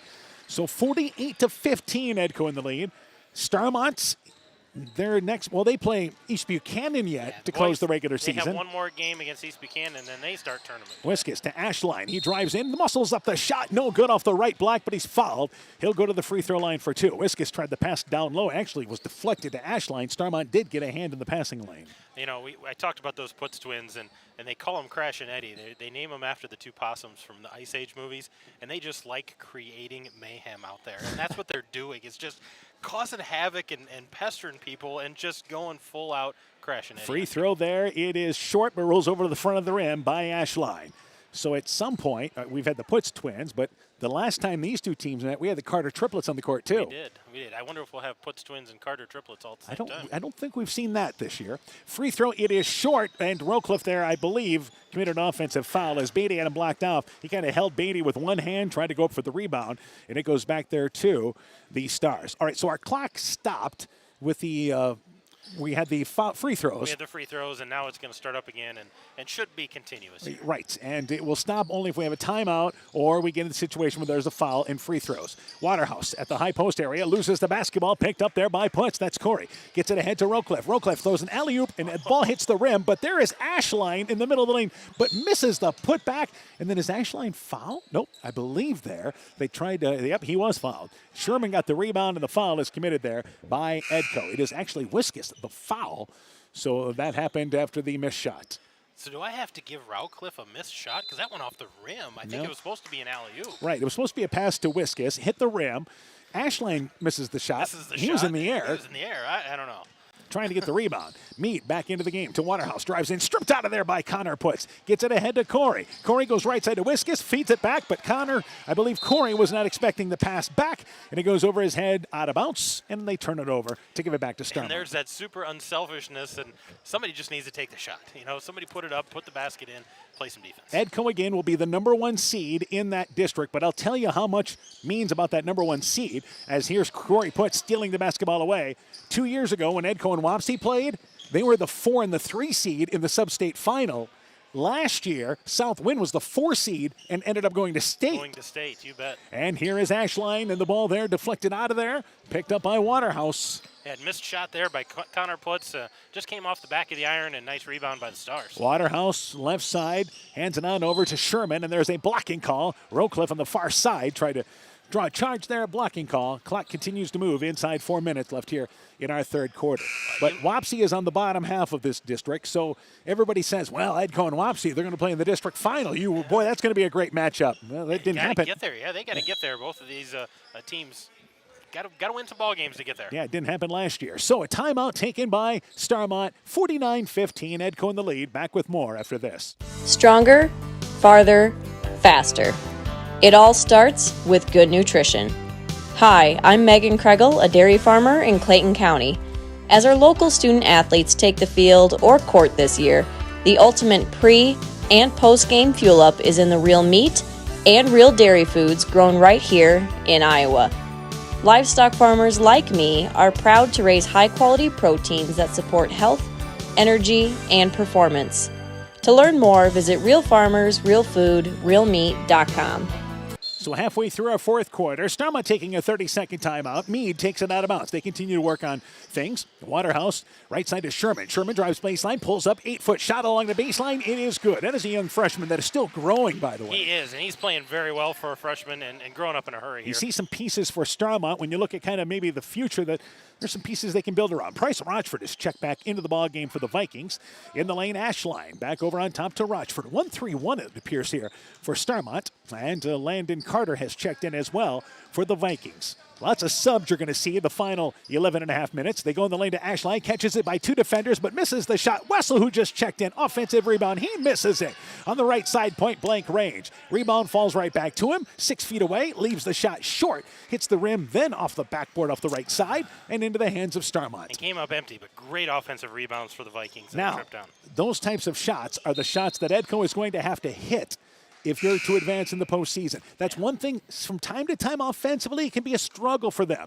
But the defense is going to carry them. Yeah, the defense will definitely carry them, but you get into those close ball games, those big ball games, those point-blank shots, those putback shots, those are going to become very, very important for the postseason. Especially when you're talking games that can be decided by 1 or 2 possessions. Starmont turned it over. Beatty was out of bounds on the far sideline when he caught the pass on the sideline. Connor Puts back in there, goes left side to Rowcliffe. Nice feed to Wessel on the right block, lays it up and in.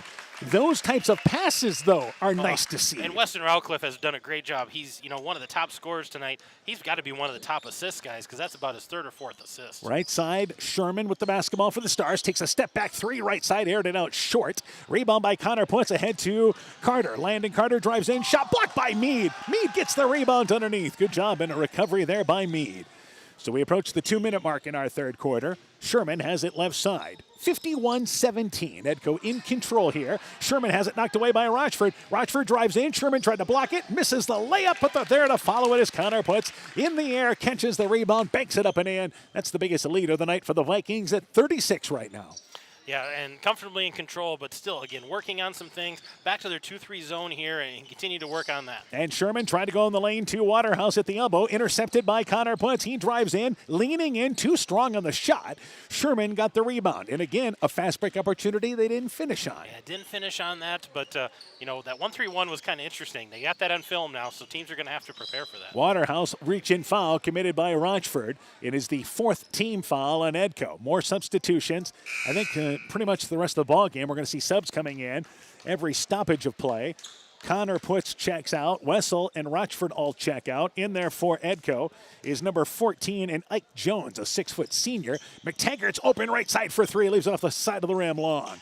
And Corey Putz, who just came in, got the rebound. Also in there is number 50, Lance Voss, a 6'3 senior. And they work it now with Landon Carter. A minute left in our third quarter. Our regular season girls and boys finale here tonight on KCTN. Man, February already? Oh, man. Holy cow. This season flew by. In the lane, Voss to Rowcliffe. Looks underneath the basket. Landon Carter swings it left side to Jones. Jones on the left wing brings it over to Landon Carter. So they'll reset offensively here. Back over to Corey Putz. Hands it left side to Voss. His shot no good, but fouled by Beatty. Nice recognition there by Corey Putz to give that ball up. And heading to the free throw line is Voss for two. Yeah, we talked about all the seniors on this team, but there's 13 different seniors. So Jones checking in the game, Lance Voss checking in the game. Two more seniors that, probably didn't get as much varsity time as they wanted to, but part of something special. And those are the guys that push those starters day in and day out. Free throw by Voss. It is no good. He'll get another opportunity. Rowcliffe checks out. Wessel comes back in. Beatty checks out, by the way, for Starmont. And Vasky comes in for them. Maddox Vasky. 36 seconds to go. Free throw on his way by Voss. Line drives it short. And the rebound pulled down there by Meade.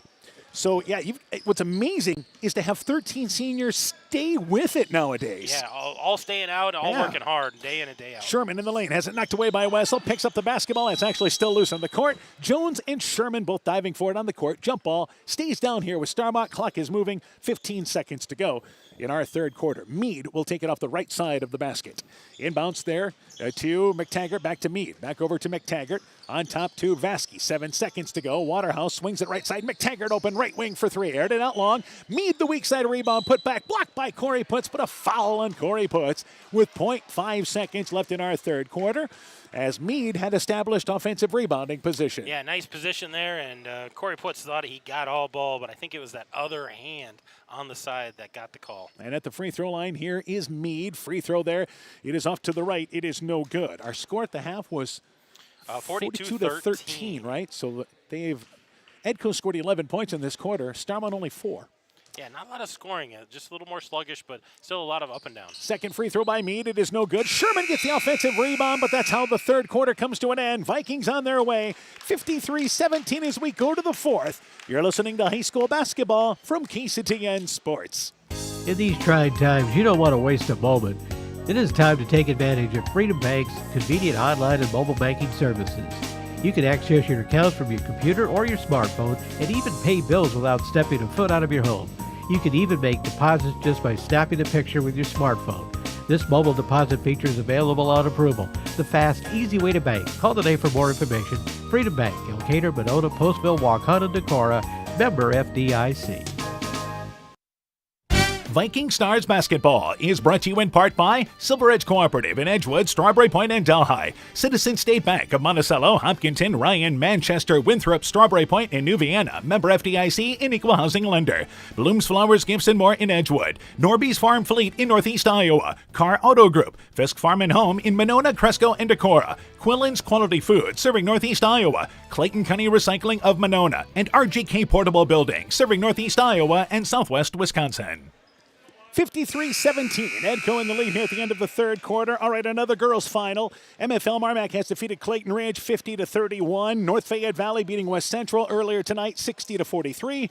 Turkey Valley girls beating Postville 62-42. And in our girls' game, Edco won over Starmont 52-35. So it is Edco's basketball to start the fourth quarter. And Landon Carter, Jones, also out there is Nathan Carter. You have number 52 starting the quarter for them. And that is going to be Caden Cole, a sophomore, 6'4 sophomore. And number 55, Will Wiskus, a 6'2 freshman. So Carter in the lane, down low there to Cole. Cole shot off the right block, hangs on the back of the rim, goes through, and there is his basket there. He has scored a point already this year. Yeah, but that was a nice inside move there by Caden Cole to get it up off the glass. And it's now 55-17 as we start the fourth quarter. Vasky and left side, McTaggart left side for three off the front of the rim. Sherman, the offensive rebound, takes a step back middle of the lane, misses the 8-footer off the back of the rim.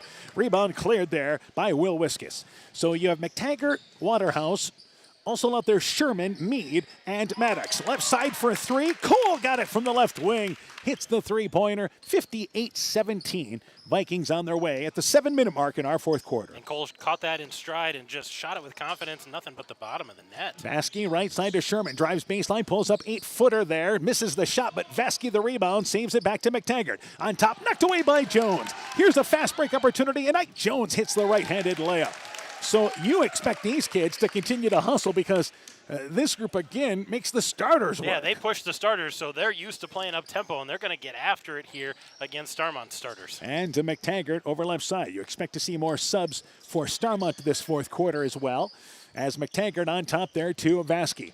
Starmont has pretty much played 10 kids much of this season anyway. Sherman right side and a blocking call there. Trying to draw the charge was Edco's Cole, but he is called for the foul. So that is the 6th foul committed by the Vikings, and I think you've got to challenge these guys here to not commit a 7th foul, huh? Well, they're going to try, but I think with the aggressiveness that they like to play on defense, we're probably going to get a couple of free throws. Landon Carter checking out along with Jones. And here is Vasky, open top of the key for 3. Got it just off the left side. The feathered hair one hits the jump shot. Oh, wouldn't it be great to have hair? I never had hair like that when I was young. Never had hair like that. And we're just jealous, those of us that are follically challenged. Nathan Carter into the ball game for Edco. And he has it right side, fires up the 3 and leaves it short, wedged in between the rim and backboard off the right side. Rebound pulled down by McTaggart. Also, number 12 has come into the game for them, for Edco, and that is Xander Carter. Jump shot taken right side by Starmont. That was McTaggart, yeah. Another it. jump shot, didn't get it. And McTaggart, a tougher shooting night than what he's had recently. And back in the offensive end is Edco. We approach the 5-minute mark in our fourth quarter. On top here now, it is Cole. Cole in the right wing. They have not started that boys game yet. Monona, think we could swing up there and make the start of it? We might be able to. Wiskus to Carter. Nathan Carter hands it back right side to Cole. Takes a tough shot in the lane there. Bailed out by contact. I don't know if that was a pass, but Cole's going to the free throw line for 2. If it was a pass, he sold it well because he's going to get a couple of free throws here. So 2 free throws on its way for Cole. A chance to add more to his scoring column. Our clock stops. 3rd foul committed on Sherman. Only the 3rd on Starmont. Free throw there by Cole. It is good. So you're getting a chance to see some pieces in the future for Edco. Rochford looks like he's going to be a guard to step right in there. Cole, another lengthy kid. Lengthy, guard who can handle the ball. And Will Wiskus out there, the freshman, he plays big. He's a tall kid and can shoot the ball from the outside We'll give well. them some strength down low. Free throw there is good. And both free throws made there by Cole. They just continue to have maybe more long and athletic kids than any school around here recently. They just long arms, tall enough that they can defend anywhere. And Beatty back into the ballgame for Starmont to Meade. Waterhouse has it right side, kicks it to Wilfong, who just checked in. Right side for 3, leaves it short. Wiskus gets the rebound there for the Vikings. So 62-20 is our score. Edco well in control. Baseline, and again with it is number 50, and that is Lance Voss back into the game. Nathan Carter right side to Cole. Cole puts it on the floor, back over right side now. Carter, and reverses it left side to Xander Carter. Baseline 12-foot shot, leaves it short off the side of the rim. Maker, who just came back in for Starmont, gets the rebound. And you see these kids running the offense. Yeah, they are. They're finding those gaps and finding those holes and just getting good looks, working that offense really, really well. Starmont has East Buchanan on Tuesday as Maker drives into the lane, covered. Back over to Waterhouse. Waterhouse drives baseline, gets to the left side, makes the layup, tumbles to the floor. Count it in a 3-point opportunity. Waterhouse, nice drive off the left side, goes to the free throw line in a 3-point opportunity. And Waterhouse, a senior for the Stars. We talked about some of those guys. Waterhouse is a senior. He's been sticking it out, working hard. Isaac Meade is out on the court, working hard. And we talked about Will Patrick not playing tonight, but again, another senior. It's nice to see those seniors stick with it, even though they've struggled this year, sticking it out for the whole year. And again, they've been out here now every season, and you have not had a lot of success. Waterhouse finishes off that 3-point play. 62-23 is now our score. Of course, but Starmont, East Buchanan, and they can certainly compete there. They'll have an opportunity against Central on Tuesday night. Left side there is, again, Rochford, although Central playing a lot better as the season has went on. They beat North Fayette Valley the other night. Baseline, it is Voss. 12-footer on the baseline, off the back of the rim, no good. Coming over the back there, here's that 7th foul.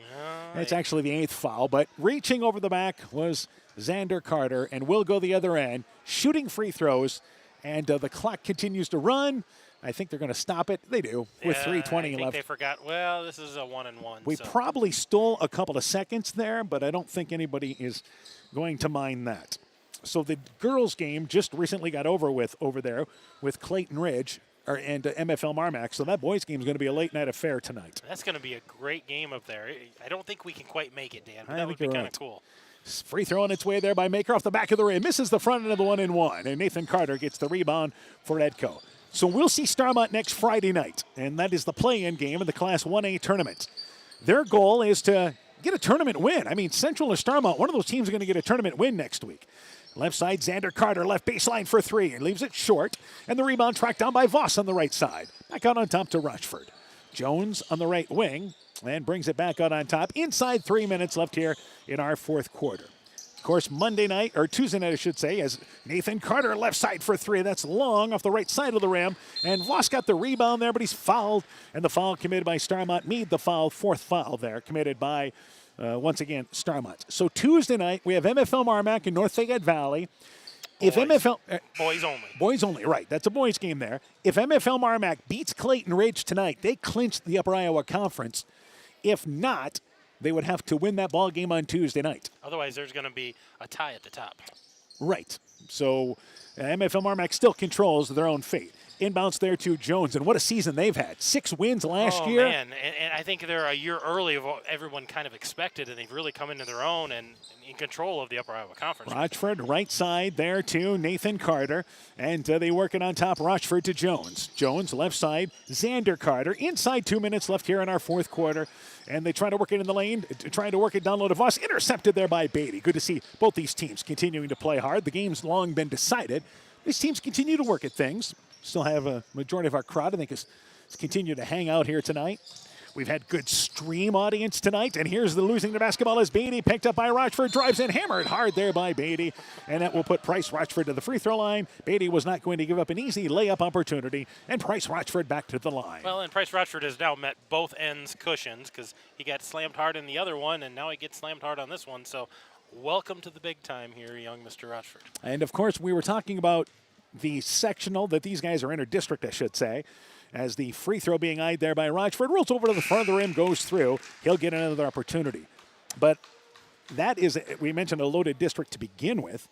And then on the other side, you've got some outstanding teams. Oh, you've got North Lynn. Yeah. I mean, there's an endless number of schools, and a lot of them are Tri-River schools. This is a very, very competitive conference. Rochford's second free throw is short, but he left the free throw line anyway before the ball hit the rim, so a violation called there. So he makes 1 of 2. And, they say it's Starmont that entered the lane too early. I think it was the guy on the side. He stepped across before that had hit anything, and he's got to stay there until it hits. All right, couple of scores. Boys scores. North Fayette Valley leads West Central at the end of 1, 17-13. Turkey Valley boys lead Postville 21-5 at the end of 1. So Rochford takes advantage of that second free throw, makes it, and he'll check out, making it 64-23. Back into the ball game is number 52, and that is going to be Caden Cole back into the ball game. So Edco getting their subs a lot of playing time here. And they go right side to Waterhouse. Drives in, flips it up with the right hand. It is up. It is in. Fouled. Count the basket. Waterhouse here scoring that basket. 64-25. Man, he just went hard to the rim and slipped it in there and still got fouled and going to get the free throw to go with it. Good to see him scoring in what is his final home game. Yeah. And he'll back at the free throw line here, trying to finish off another three-point play. Free throw there is no good. Missed it to the left. Rebound pulled down by Gates. Gates, a little 8-footer from the right side, aired it out long. And the rebound pulled down there by Carter, and that is Xander Carter for Edco. We approach the 1-minute mark in our fourth quarter. Cole, baseline to Nathan Carter. Cross-court pass to Xander. On the right block, goes over to Wiskus. His shot from the right block leaves it flat off the back of the rim. That's a good look. Rebound pulled down by Meade. So the only thing left to decide here is what the final score is going to be. And if we can get through without any more free throws as they Starmont try to push it ahead, and they actually deflect it out of bounds by Edco, goes out of bounds in the far corner, and it will stay down here with Starmont. I think Nathan Carter just got a piece of that to tip that out of the way. It's going to go down in the corner, give it back to the Stars. Inbounds left side, taking a 3 there left side and leaving it short is Ashton Kramer, who just came back in, but an offensive rebound underneath. Yeah, nice rebound there and put back by Beatty. And here is Nathan Carter. Ball deflected out of there into the hands of Gates. So Beatty has scored a couple of baskets in this ball game. Ahead offensively, here's Kramer's left side. Takes a little jump shot off the left side, up and in. So one of the rare times Starmont had a fast break opportunity. 15 seconds left in this ball game, and it will be Edco picking up their 17th win of the season. Right side, Xander Carter for three off the side of the rim, left it short. 8 seconds to go. Starmont's going to get the last chance here.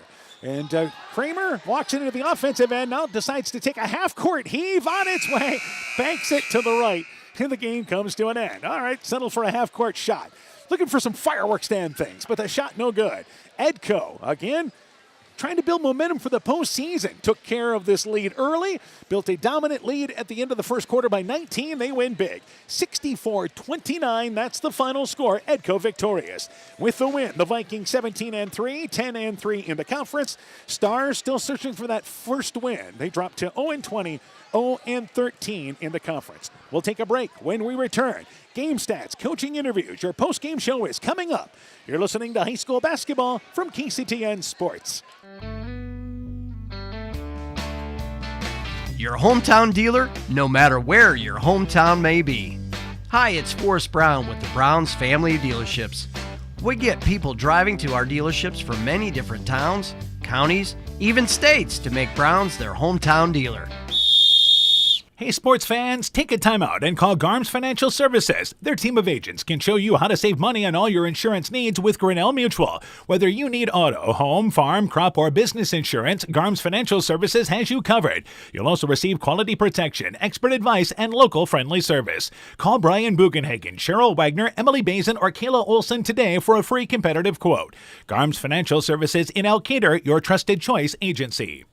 At Top Gun Collision Center, we see that the insurance companies want you to do all the work for them. They want you to download the app, take pictures, upload them, and you to accept the paltry check they think will repair your vehicle. No, no, no. Bob at Top Gun has over 35 years dealing with insurance companies. We write an accurate estimate. We take the photos. We deal with the insurance company to make sure your vehicle is repaired right. Let Bob and the guys at Top Gun use their 30-plus years of experience to take all the worries out of your repairs. Ask about Top Gun's community and veteran discount programs. Call Top Gun today at 563-964-9899.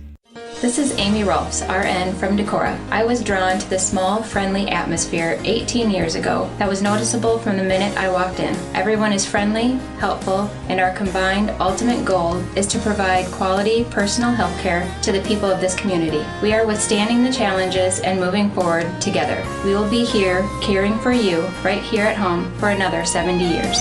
Exceptional caring people, Veterans Memorial.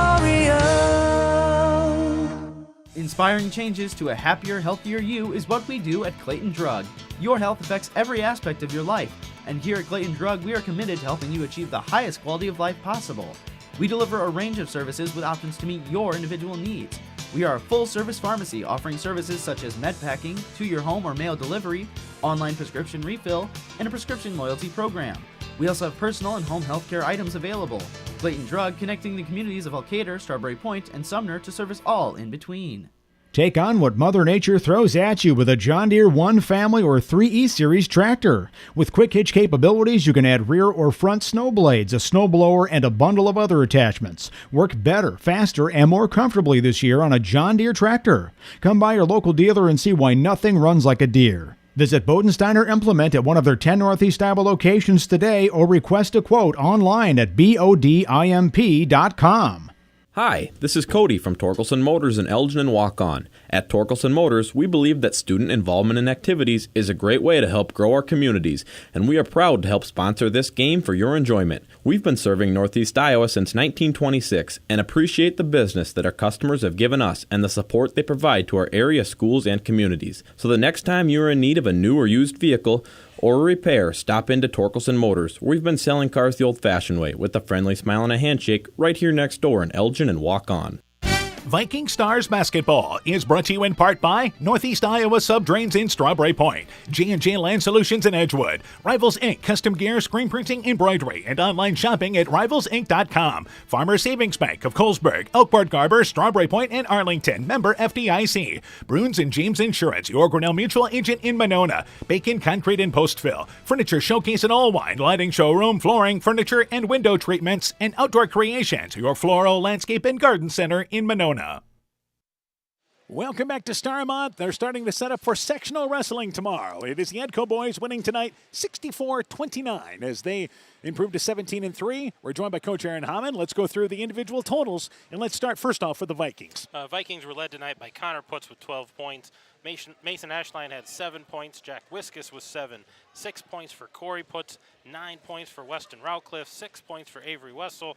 5 points for Landon Carter. 2 points for Ike Jones. 7 points for Caden Cole. 3 points for Price Rochford. 64 points. They shot 42% tonight. 4 of 17 behind the arc. 12 of 22 from the free throw line for 55%. 7 turnovers for the Vikings tonight. Kind of a workmanlike effort tonight for the Vikings. It was. For Starmont now. Starmont, they scored 29 points, but they were led tonight by Kyle Sherman with 7 and Garrett Waterhouse also with 7. 6 points for Sawyer Beatty. 4 points for Keegan McTaggart. 2 points for Ashton Kramer. 3 points for Maddox Vasky. 29 points. They shot 35%. 2 of 16 behind the arc, 13%. So they shot 56% inside that three-point line. So a nice job by them. 3 of 7 from the free throw line, 43%. Yeah, a team that kept working hard, I think, throughout the ball game tonight. They knew the challenge they had in front of them. 64-29 is the final score here. It is once again Edco defeating Starmont. So we continue our post-game show here, and we're joined right away by Starmont boys basketball coach Todd Beatty. Coach, again, I think you knew your team was an underdog coming into this ball game tonight here, but certainly I think you're proud of the effort your kids showed tonight. Oh yeah, it's every night that we come out and we show some effort, but you know, I think we could have kept it tighter with some key turnovers there in the first half and first quarter actually. So, but I'm so proud of them. Moving forward, and we just got to keep at it. We have a really winnable game coming up on Tuesday, and then another winnable game on Friday. So. This is where we're at right now. Oh, yeah, the other thing is offensively, again, we've said this before, but when you get into your offense there, take care of the basketball, you see things working. Oh, yeah. They will make good passes at times and make the right decision, but it's just not consistent enough. So. All right, Kyle Sherman led you off the bench with 7 points. Garrett Waterhouse, a senior for you, one of your seniors, with 7 points as well. Yeah, I mean, I couldn't ask any more on my seniors. I mean, 2 seniors that played all season, and it's not easy staying in there and fighting every night and doing what we've been through. So it's tough. And I know one of your youngsters there, Sawyer Beatty, he had 6 hustle points for you as well. Keegan McTaggart, kind of a tougher night for him tonight, with some fouls, but had 4 points. Yeah, and he had 19 the other night. So tonight he was just a little off, and with Keegan, Keegan's got to learn how to put the ball on the floor. He's got to dribble it. So just one of those things that we're going to work on in the offseason. So. All right, now East Buchanan is who you guys play to close the regular season. Obviously, you've seen them. Yeah, I've seen them. I mean, I didn't get to coach that game because I was not here. Yeah, it's a winnable game. So going into that, I think we can close out the year with a win and then hopefully another one. So. Yeah, because this is an opportunity you feel like to maybe get a tournament win. Yeah. So what has to happen for you guys next Friday night against Central there?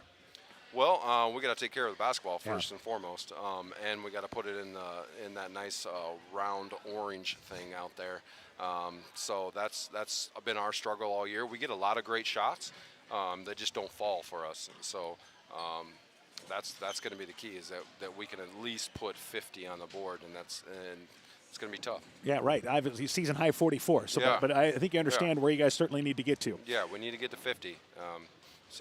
All right, Coach. We'll talk to you next week before that ball game next Friday night. Okay, Good luck to you guys. You bet. Thank you, Dan. Starmont basketball coach Todd Beatty talking things over about a Stars team as they drop that decision 64-29, the final score. We'll take a break. We'll talk with Edco coach Justin Oland. And that and more when our post-game show continues on this early night here at Starmont. Vikings victorious. Hi, this is Cody from Torkelson Motors in Elgin and Walk-On. At Torkelson Motors, we believe that student involvement in activities is a great way to help grow our communities, and we are proud to help sponsor this game for your enjoyment. We've been serving Northeast Iowa since 1926 and appreciate the business that our customers have given us and the support they provide to our area schools and communities. So the next time you're in need of a new or used vehicle or a repair, stop into Torkelson Motors. We've been selling cars the old-fashioned way with a friendly smile and a handshake right here next door in Elgin and Walk-On. At Almaquee Clayton Electric Cooperative, we provide more than energy. We also provide ideas to help keep you safe. Did you know light bulbs can reach 300 degrees Fahrenheit and are an often overlooked fire hazard? Overloaded outlets or faulty wires can also cause fires. Never run appliance or extension cords under rugs or furniture, as the cords can overheat and cause a fire. At Almaquee Clayton Electric Cooperative, we care about keeping you safe. That's the power of human connections. Almaquee Clayton Electric Cooperative, your touchstone energy cooperative. When making up a to-do list, don't forget to include servicing your car at Edie's AC Delco Service Center in Garnavillo. Your car should have the best care, and Edie's will make sure of it. Stop in or call 964-2186 to make an appointment. Tires worn out? Well, Edie's can replace them. Need a tow? Call Edie's at 964-2186. Kay, Lynn, and Todd invite you to stop by and fill your car's tank with fuel at Edie's AC Delco Service Center in Garnavillo. Edie's open 7 a.m. Mondays through Saturdays. Alpine Communications believes connected communities become thriving communities. We are the local telephone company that became a 21st century communications provider. Alpine provides internet, television, cellular security, and telephone too. We promise personal, timely, reliable service from people who live here. When you choose us, we all thrive. Connect with Alpine Communications today. Click alpinecom.net or call 563-245-4000. Hi, this is Justin Burnau from Burnau Chevrolet in Monona. I would like to thank all of our customers and local athletes for their business and support. Just like you, we like to have a winning edge over the competition. Stop in today to see how Burnau Chevrolet in Monona makes you the winner. Visit us on our website, birdnow.com, and remember, you got to get to our place, Burnau Chevrolet in Monona. You'll love the way we treat you. Welcome back to Starmont. The Viking boys victorious tonight. Final score there, 64-29. We're joined by Edco boys basketball coach Justin Olin. Coach, I would say a workman type effort tonight for your team. Yeah, we came in. I thought the first half was efficient. We just played. Our pace was okay, not as fast as we normally play. Right. But we were working on a lot of just moving the ball well, getting interior touches, and I thought the guys did a nice job of trying to find, that really open guy and getting somebody a really nice shot tonight, and it looked good. Defensively, I thought that first half we did a nice job of closing things down and getting a lot of deflections and good things that way. So, it's just, 2 games back-to-back nights, just kind of getting ourselves going. But it was fun. It was fun to get all the kids in and have get them opportunities to play tonight. Well, I think that's the big thing. I mean, you guys were able to substitute freely tonight there and get some other kids some playing time and to work on some things. Yeah, for sure. We got some young guys that are going to have to take over next year, so it was fun to get them in some real quality minutes tonight and get them working with the older guys that have been there for a long time, kind of just passing that torch on a little bit tonight. Yeah, I had 10 guys in the scoring column tonight. Connor Putz leads you tonight offensively with 12 points.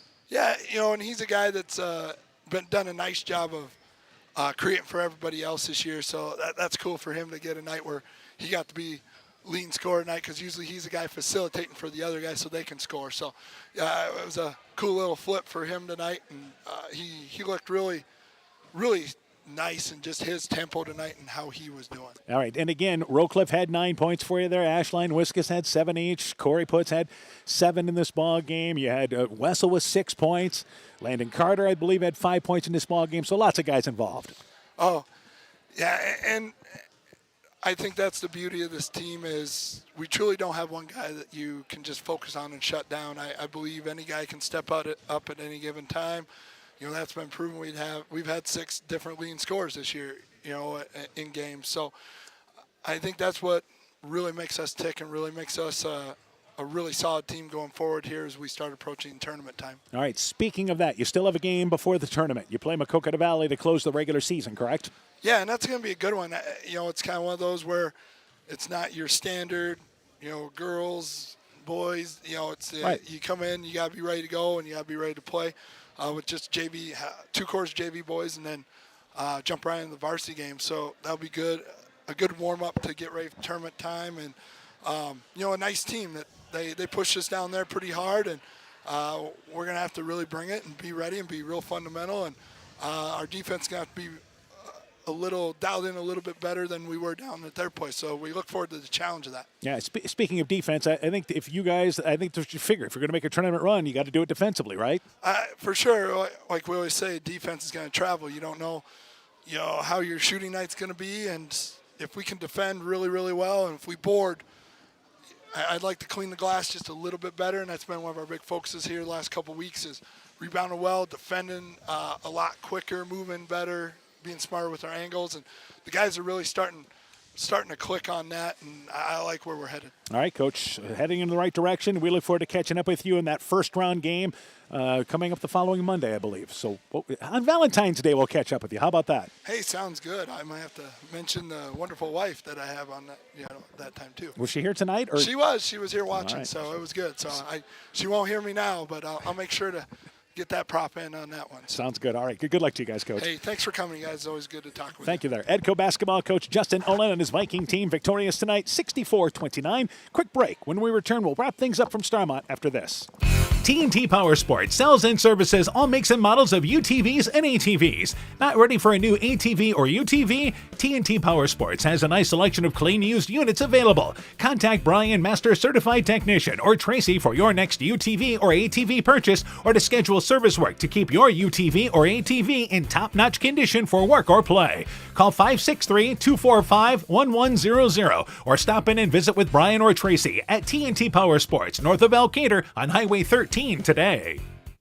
Broadband is more important and versatile than ever, and you no longer need a home phone to utilize Neat's fiber broadband service. Freedom plans are now available to all subscribers on Neat's fiber network in and around Farmersburg, Luena, Monona, Postville, and St. Olaf. With speeds up to 250 meg, Neat's managed Wi-Fi is also included at no additional cost. Call today for more information on Neat's new Freedom plans and enjoy reliable, super-fast broadband internet service from Neat. Call us at 539-2122 today to discuss which Freedom plan is best for you.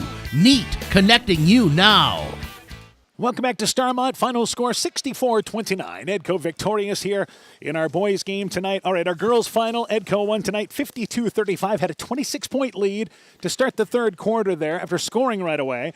Starmont chipped away, got back within 13, but Edco answered. They win 52-35. Other girls finals tonight. It was the MFL Marmac girls victorious over Clayton Ridge. Final score there 50-31. North Fayette Valley defeating West Central 60-43. Turkey Valley beat Postville. Final score there 62-42. The final score there. And also in the Tri-Rivers tonight, Alburnett girls beat East Buchanan 39-35.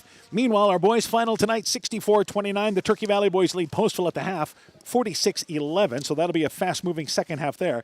So the Turkey Valley boys lead that ball game at the half, and that's the only boys score we have. We're the early show tonight. We are. And we're joined again by Coach Hammond. Let's get your thoughts on our girls and boys game tonight. Well, I think a lot of what we expected tonight. Edco girls were taking care of business, kind of had a letdown, which they've been known to do time and time again. Here's a quarter where maybe we don't play as crisp or knock down our shots, but they played well. And I think seeing East Buchanan lose tonight, maybe that's a little motivator for them. Hey, we've got a chance. We can compete with this team, but we got to hit our shots and we got to defend. We got to be ready to go. And I think for the boys, Starmont continues to get better. We see a lot of positives. We see them moving the ball, working their offense, getting good shots. They've got guys that can knock down shots, and I think they're playing with more confidence. Definitely a lopsided game tonight, but I think going into that Central game, they're thinking we got a shot to beat somebody in the postseason and move on and build on that for the future with some of those young guys that they have playing for them who are playing very well right now. Yeah, so again, let's talk about the Starmont girls there. They go to Southwind, and if they play the way they did the second half, they have an opportunity to pick up that win there. And I think the Edco girls know that they face a challenge in East Buchanan for them next Thursday night.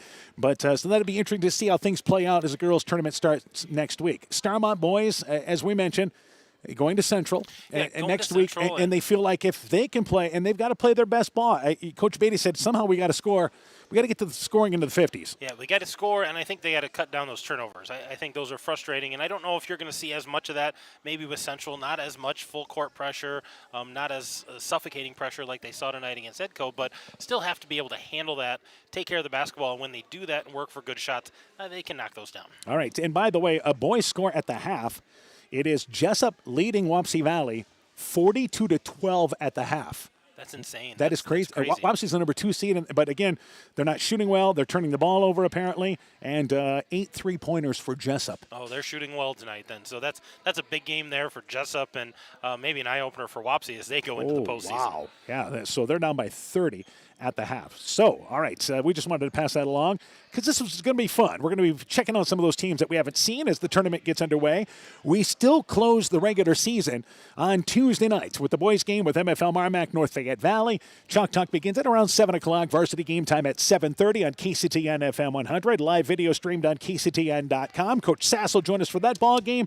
Then we'll see you in Elkader next Thursday, Friday as well. Yeah, start the girls tournament down there, followed up by the boys against Starmont. The tournament road is going to start. We're going to get busy in a hurry, Dan. Yep, and then we'll see you next Saturday night. We'll be down at Clayton Ranch, so you can go to KCTN.com to find out more. So for Coach Aaron Hammond, I'm Dan Behrens. My thanks to Reagan Parkin for running our camera tonight on the live video stream, and also our thanks to Jackson Schrader for running our studio show tonight. Edco girls and boys victorious. For a complete recap of tonight's ball game, highlights, scores, and more, go to KCTN.com and click on the Sports tab. This has been a presentation of KCTN FM 100 Sports. You work hard to make sure your family has everything they need. Life insurance from American Family Life Insurance Company can help financially protect your loved ones by replacing a portion of your income if you were to pass away. That means your family will have the help they need to maintain their quality of life and pursue their dreams. Get the peace of mind you deserve by protecting what matters most. Contact Julie Depke, agent at 205 South Main Street in Elkader, or call 563-245-2366 today. American Family Life Insurance Company, 6000 American Parkway, Madison, Wisconsin.